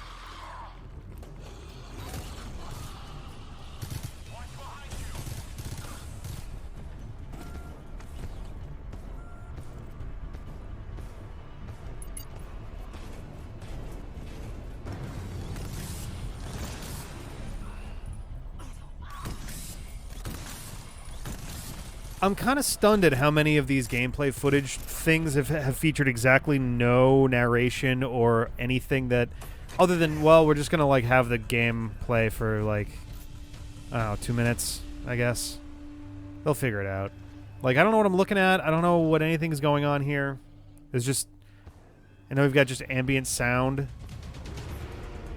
with fucking Donnie Darko timelines everywhere.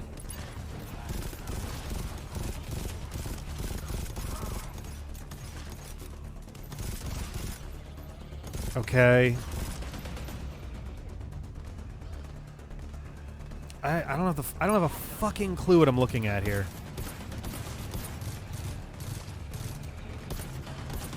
Oh, nice. They've got one of those things where the frame rate will just drop if they're far enough away. That's an awkward thing to have in your, like, big summer look.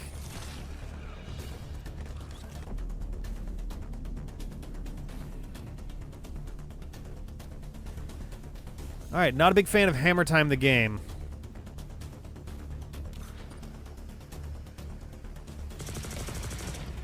Oh, it's my bubblegum gun. It's my bubble gun. What? What? It's like a soap gun. I can't read any of that text because the YouTube video is too garbled.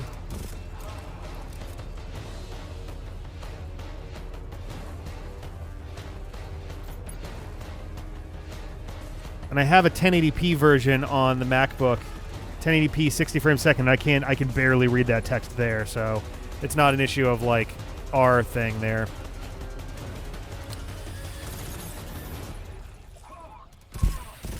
Oh, they got masks now.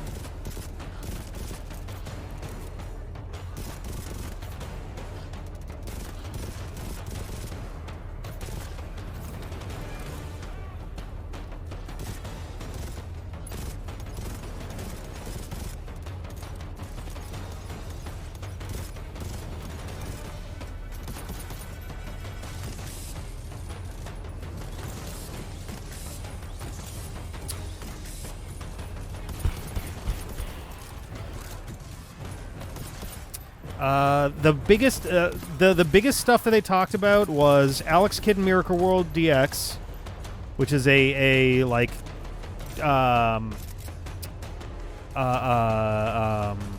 my god, Wonder Boy Dragon's Trap style upgrade to the original. Yakuza Like a Dragon got some time. Borderlands 3 Bounty of Blood got some time. Pathfinder Kingmaker Definitive Edition. That's it in terms of like high profile stuff.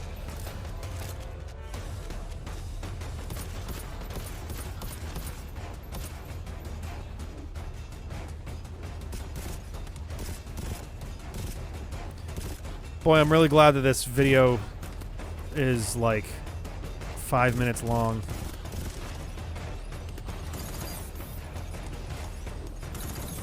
Yep, it's just context-free, overlong gameplay shots at this point.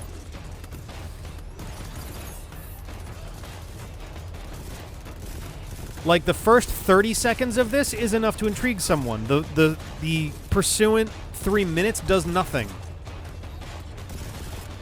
There's no new things that are getting me... Okay. Oh, look, you can play as BB-8. Wait, are we doing more footage? You ended your trailer. You had an ending. You said it was... We'd be overrun in no time. There's gonna be a shot of like 80 of them swarming the thing. Why are we getting another... Yep, there we go. Why are we getting another trailer?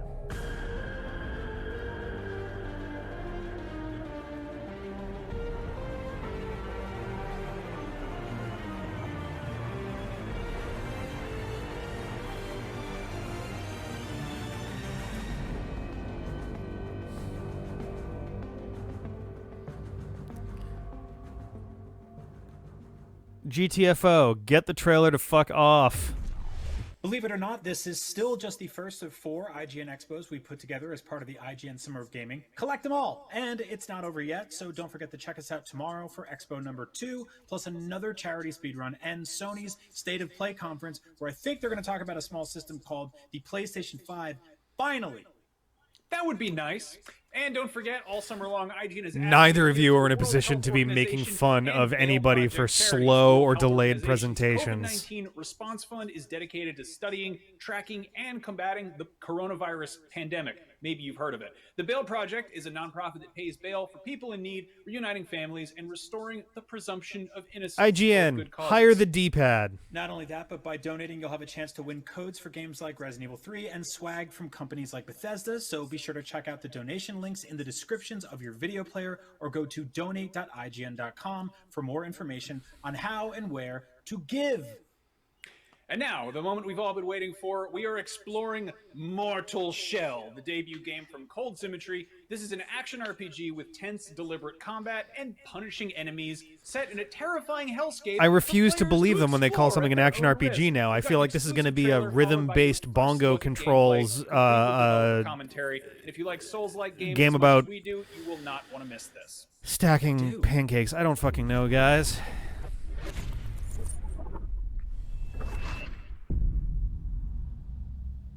I do not deserve absolution. Okay. Yet still, I seek it. Okay. You must find his name. Somebody's been playing Dark Souls.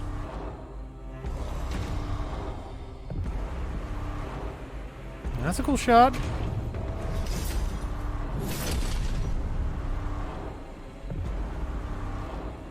Okay, somebody's been playing Dark Souls and is very into bondage gear. That's not the right way to hold a sword. You don't hold it on that side. You hold it on the hilt.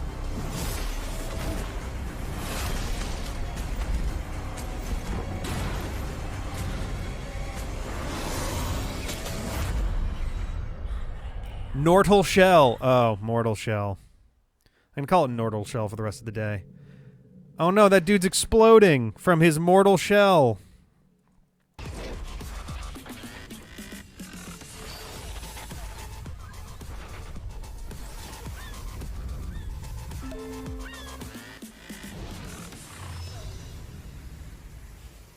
Oh no. Mortal Shell is an action RPG announced earlier this year that has fans of a certain notoriously difficult game very excited. Right now I'm joined by the fine gentleman from developer Cold Symmetry. Guys, thank you so much for joining us today. I don't know nobody. I'm considering it, but I'm not positive. This game looks awesome. People are really stoked about it. Let's start with the shells from the title. What are these shells? The shells are the playable characters in the game. Through inhabiting them, you learn shells more about like who they oh were. fuck, what do they call Get in touch with you their abilities. in Dark Souls? But first, you must learn their names. Indeed, yeah, and what you see on the screen is Harris. Hollows. Okay, yeah. And, feels a little bit, yeah. direct of a line there from shell to hollow. Yeah, and you know, No, go ahead. Their abilities, you know, they're really each of their abilities. That's generally why you don't get interviewed in a group like this. Someone who was an executioner. Without you direct a question at a person. And so you'll get, you know, to as you get to know who they were when you unlock their storyline, you see here that we're learning who this shell was, what their name was. And each time you unlock a little bit more about their history, you Yeah, get, these text prompts you are like acquire one so of their directly abilities from as Hollow well. Knight too.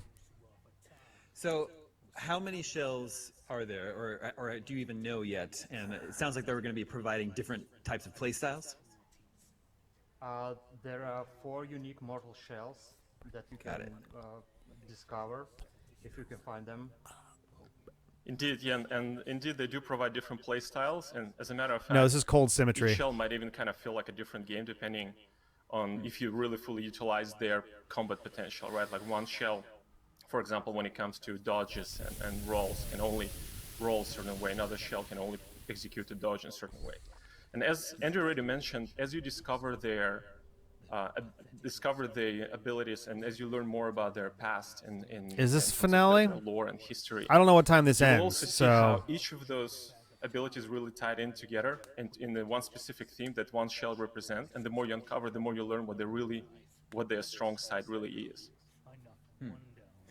So you mentioned this is really invigorating gameplay Are they footage. sort of doled out throughout the entirety of the game, or is it possible to get all 4 of them near the beginning of the game so you can use them throughout the entire game? They're hidden throughout the world. It is close to Yeah, the like a beginning, game so would that you do. can, Why would so that a game you'll be able like, to all right, you can choose kind of immediately from the choose beginning one all to- of that? which suits your play style the best. You gotta like do fairly early something on, to. but you will have to kind of scour that initial area for them. Gotcha. Now, in the announcement trailer that was released earlier this year, it looks like there was a scene where we saw the player get knocked out of a shell. Is that something that can happen during combat?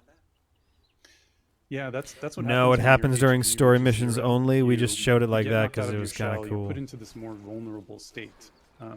It can kind of have. Oh, God, there's tactical zombies. What the advantages, but fuck? The big disadvantage is that you only have 1 HP when you're in that state, so you have to be super careful.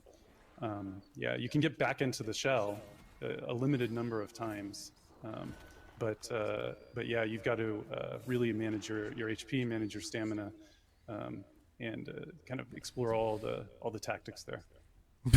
But if you're This really thing is in the hardcore, trailer. Yeah, you this can thing is in the actually, trailer. Will we be seeing that? Like Yeah. play through the game without any shells at all. Like if you really want to challenge, so that's always an option.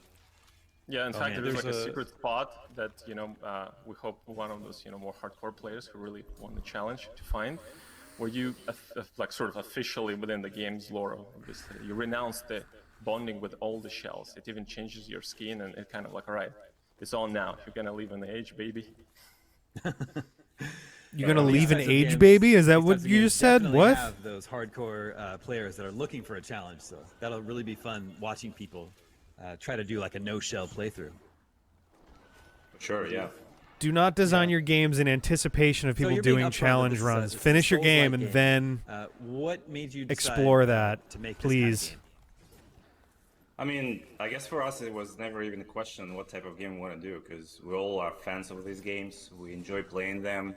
We love the meaning and the philosophy that they have inside. So we just wanted to do something that we would play ourselves, and hopefully other people will enjoy too. I mean, the first Yeah. time I went over to Vitali's house, he had this LED screen on his fridge. Vitali that Versace? was- yeah, I'm going there. Which was rotating the armor sets, rotating the armor Going sets from what? Dark Souls 3.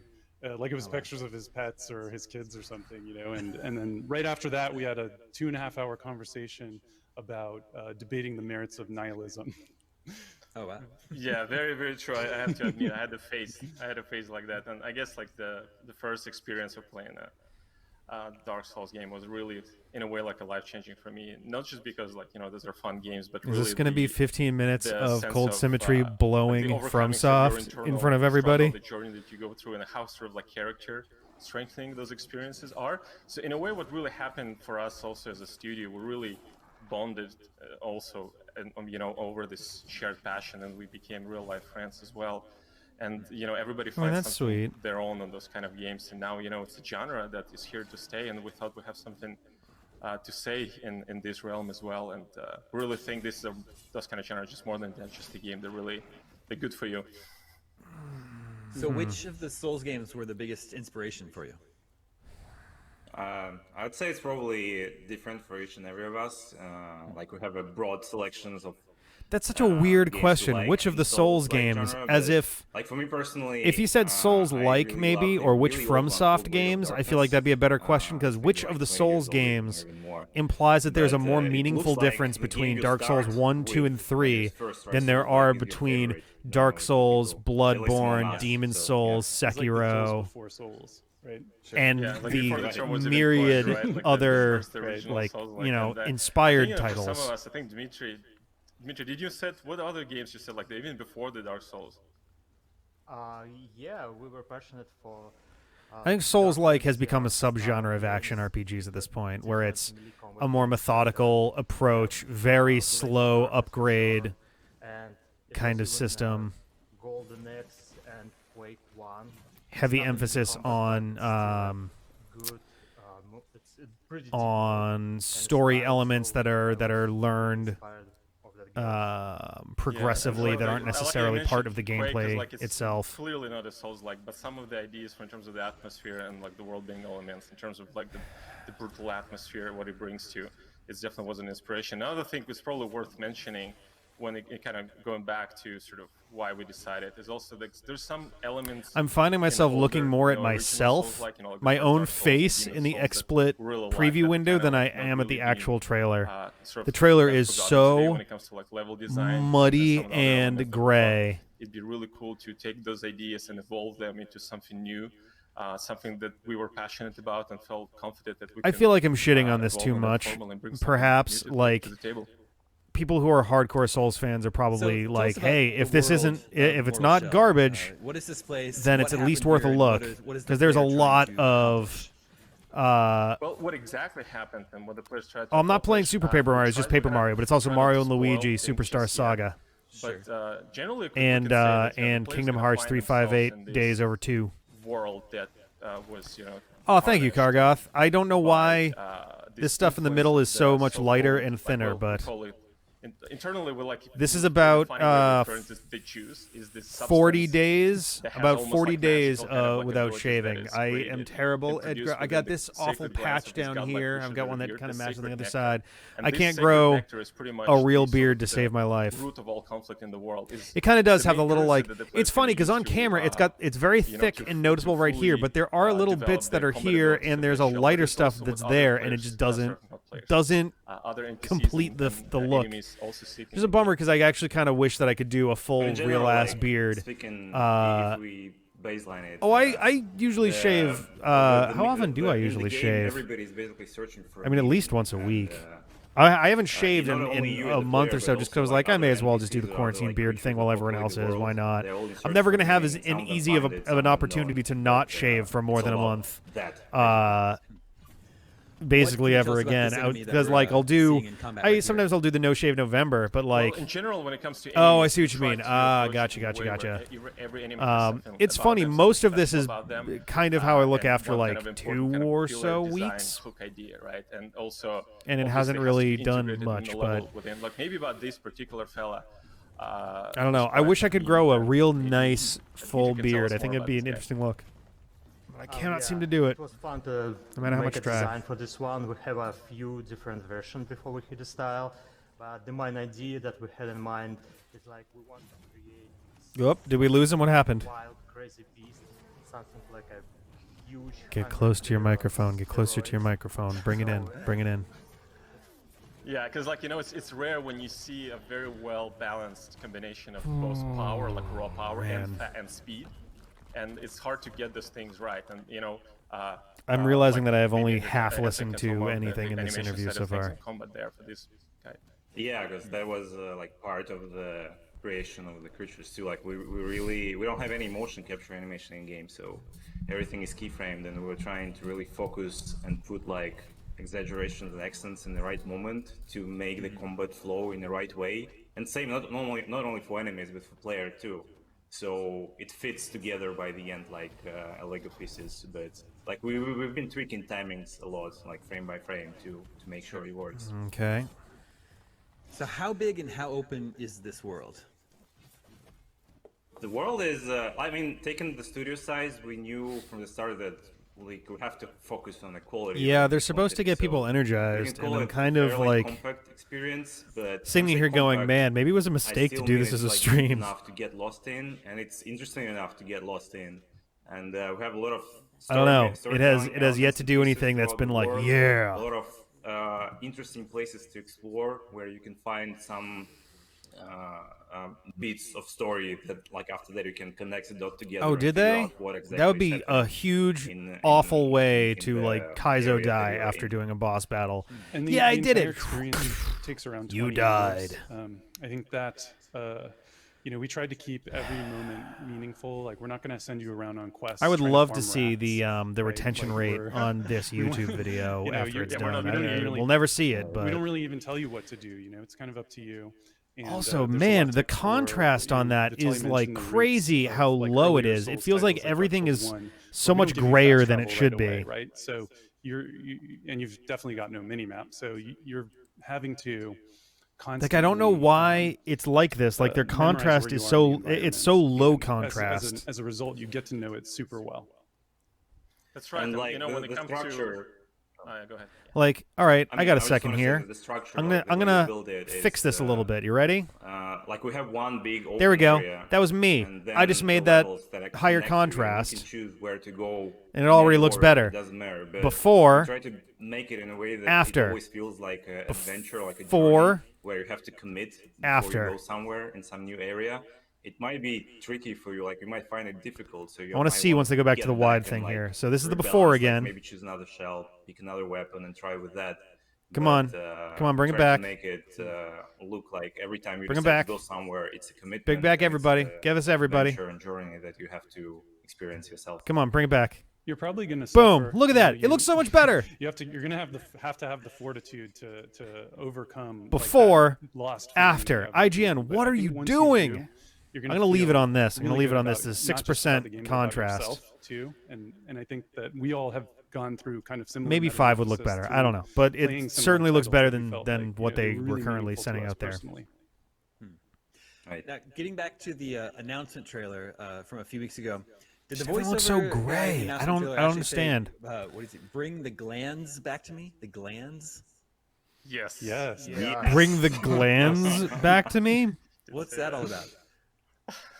The sacred glands. Vitaly mentioned them earlier. You know, they're really critical to the plot of Mortal Shell, what you're doing in the world. Gotta be real careful how you say that word because there are glands forces fighting over these and things. glands You know, I kind of get into spoilers are two here, so very you're gonna have different to, things. dig in and making find out for yourselves. glands a major part of your game is probably who was going the to woman make in it a the little hard to get it rated.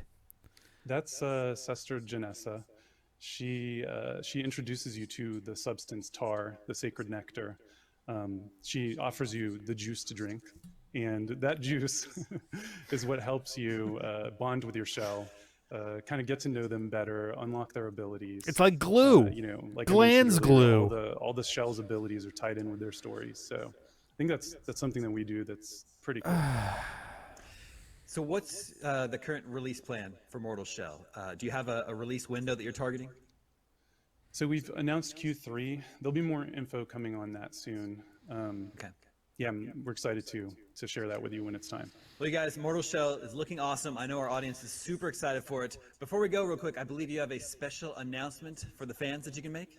Oh God. Yeah, we'll be starting the beta on July 3rd, and you'll be playing the Crypt of Martyrs. Come and join us in the Discord and see what it's all about. The game looks fine. Very cool. Yeah. What platform? But man, beta this be on? interview really was It'll be on weird. PC. Excellent. Cool. Guys, thank you so much for joining me today. Thank you. Thanks for Thank you for having having us. us. Great. Thanks a lot. Before we go, let's take one more look at that kick-ass new trailer for Mortal Shell. Are you playing the same trailer again? Yet still, I Are you fucking kidding me? must find his name.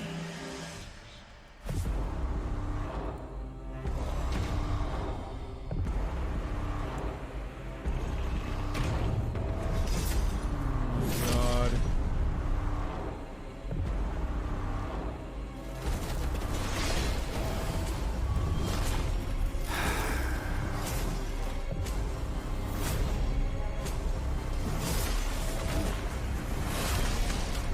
It looks a hell of a lot better with that 6% contrast, I'll tell you that.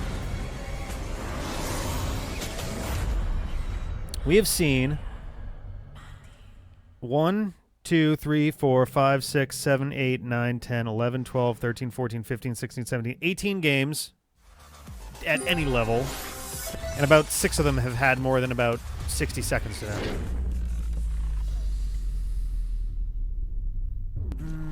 Well, holy moly, Mortal Shell looks freaking awesome. Might as well end on a high note. We are about done here, but up next is today's edition of News, Games, and More. Well, we will be revealing more exclusive trailers from Arcade 1-Up. The summer of gaming still has plenty of excitement in store, though. 3 more IGN Expos packed with Oh, I was told reveals, there was supposed to be a 4 charity big speedruns, thing our today, Celebrity actually. Animal Crossing Island Tour stream on Let's see if I can June find this real 16th, fast. Sony State of Play stream tomorrow. Just so much stuff.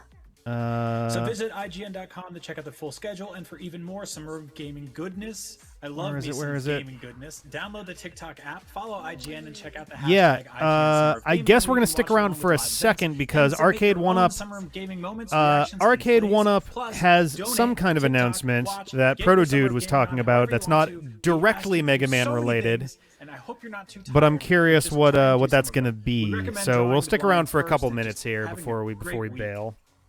There it is. And that is all for IGN Expo #1, folks. Wow, Thank their you for audio donating. is Thank so you for watching. desynced. We're going to end on one more surprise. Yet another world premiere trailer Oh, for a no. game you didn't even know you wanted yet. Enjoy. In an alternate universe, the D-pad wound up being an IGN show, and we replaced a bunch of these hosts.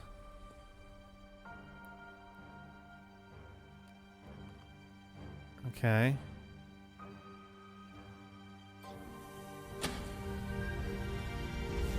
Celtic Knot, sure.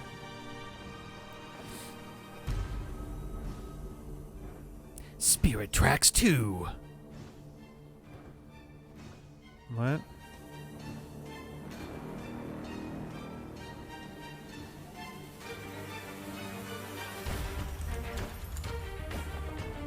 Train Simulator 2021.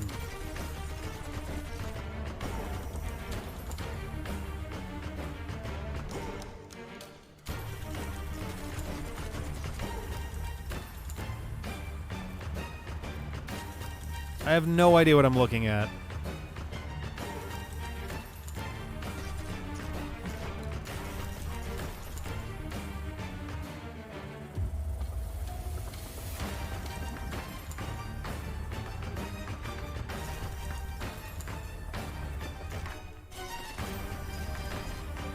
Like, are you a miner?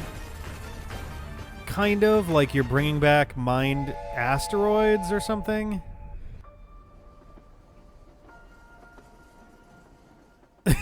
Voidtrain. Oh, Jesus Christ. Great. IGN Summer of Gaming is brought to you by Fuser, who'll be partying with us all summer long. Time for a jarring exit from this ad right here. Oh my god, they learned how to fade! Congratulations, guys. You learned how to fade. Everybody yeah. loves watching a speed run of their favorite game. But what if you got the Ah. opportunity to peek into the minds of the developers while they watch their games getting completely wrecked? That's exactly what happens in every episode of Game Devs React to speedruns. You can do that. Oh my god! We invite you to ride along with the developers as they react to, question, I and love enjoy some of this the most skilled commercial. players exploiting and speeding I through love a game it. it took years of their life to create. Join I us love it. every Saturday It's a great for a new ad, episode. and I love seeing it many Not times. on social media? What are you waiting for? We're constantly updating our feeds to bring you the latest news, gameplay.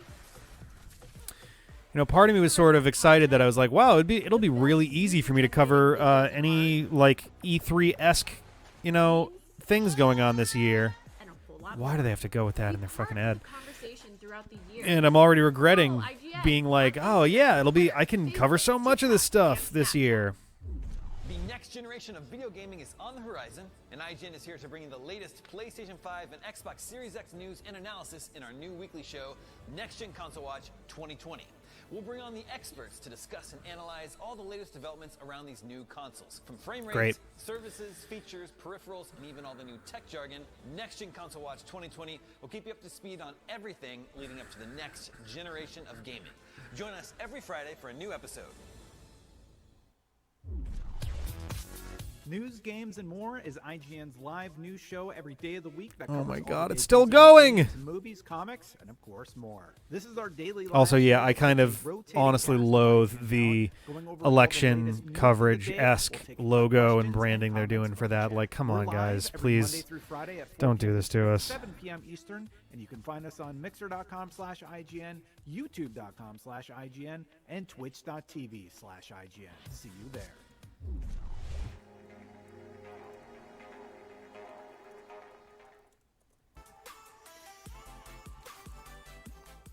Hey everyone, welcome to News, Games, and More, the show where we break down the biggest headlines of the day. Lots to digest today. A special exclusive trailer, the day's biggest reveals from IGN Expo. Plus, we've got an exclusive one-on-one interview with David Give me the arcade one-up thing. Come on. Solid Snake. Before we get started, a couple of things. First, all summer of gaming long, IGN is asking you to donate to the Bail Project and the World Health Organization by clicking on the links in the description in your video player or by heading to donations.ign.com. Peaking that audio. A nonprofit that pays bail for people in need. Oh, it's like Crunchy too. What did he? What's happening? In support of Black Lives Matter. The COVID-19 Response Fund is dedicated to studying, tracking, and combating the coronavirus pandemic. I don't know what's okay. He needs By to donating, put. you'll have a He chance needs to to win put codes for games like Resident Evil 3 and swag from one of companies those like guys on. Bethesda. He needs Anyone who to gives crank down his more than gain $50 slightly. will also have a shot at He winning needs to a crank Summer down of the gain Gaming on one end custom and then up on the Xbox other One end, X. so he Very doesn't cool. peak his audio. Up at the top of the screen, you can see our donation ticker. We would Ugh, love to come see on, that get man. to $6,500, $6,500. by Turn the down end the of gain on the show. mic. I hope you can pitch Turn in. up the gain We've on its already way generated out through your soundboard. $5,480 in donations for those two great charities. And shout out to user Babat for being our top donor. Please don't use plosives of any sort with that mic. You can also download the TikTok app, follow IGN, and search IGN Summer of Gaming hashtag for even more bonus gameplay clips, news, exclusives, and originals. Or leave us a yap of video comments in the comments section of this video on IGN.com, and your yap may wind up on tomorrow's show. But most exciting of all, we're going to kick the show off today with a special trailer from Arcade 1UP. Yay! Take a look at their latest retro arcade cabinets and I wonder if they're going to do Marvel vs. Capcom. I wonder if that's the tease. Plus, MVC's licenses have been kind of in weird places for the last year or two. Oh, literally, though. X-Men vs. Street Fighter. Okay. Oh, are they... Marvel vs. Capcom. They're bringing back Marvel vs. Capcom Origins. All right. Kind of unfortunate timing given given all of our other stuff, but now are these going to be like okay. Neat.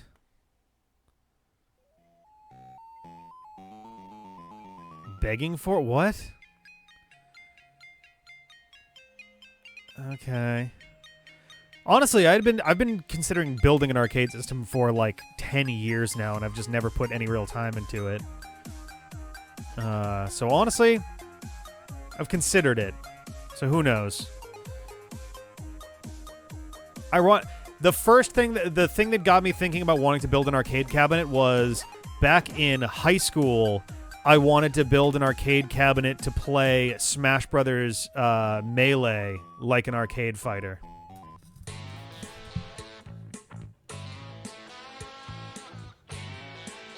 Big Buck Hunter. Oh my god. I too miss going to bars. There's some weird shots they're taking. This is already a more interesting set of trailers than like the entire last 2.5 hours.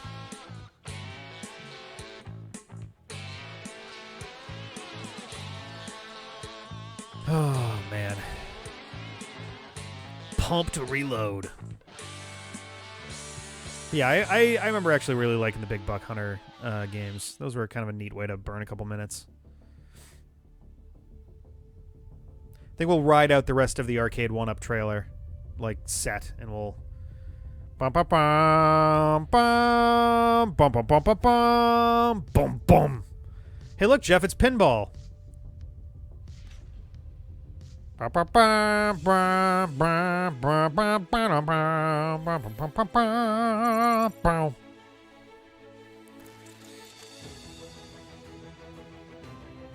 That's pretty rad, actually.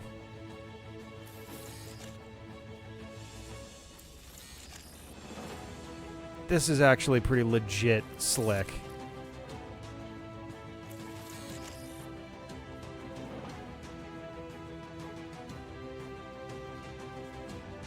Huh.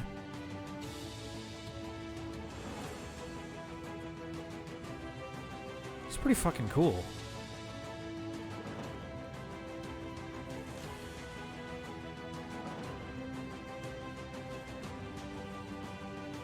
I'm actually pretty fucking impressed. Yeah, that's an awesome... I like that a lot. Huh. All right, I think that's our cue to. I think we'll peace on out of here at this point. What's up, everybody? I'm Damon Hatfield. Oh, My Jesus good friend Christ! Sam Claiborne from GameScoop. I'm just gonna And we are joined. do one of these real quick. There we go. Yeah. So that I think is gonna be it for us for today. That was kind of interesting. I was more excited about the Arcade 1-Up stuff than I was about basically anything else. But yeah, so the winners for today, Yakuza Like a Dragon, Demon Turf looked pretty neat, and Arcade 1-Up, just in general, are, I think, our winners for today. A lot of pretty forgettable stuff that was in there. If you're a Borderlands fan, you'll probably like that. If you're a Dark Souls fan, you might find Immortal Shell pretty neat. Alex Kidd getting a paint job is kind of cool too. A lot of other stuff that's kind of like meh, whatever.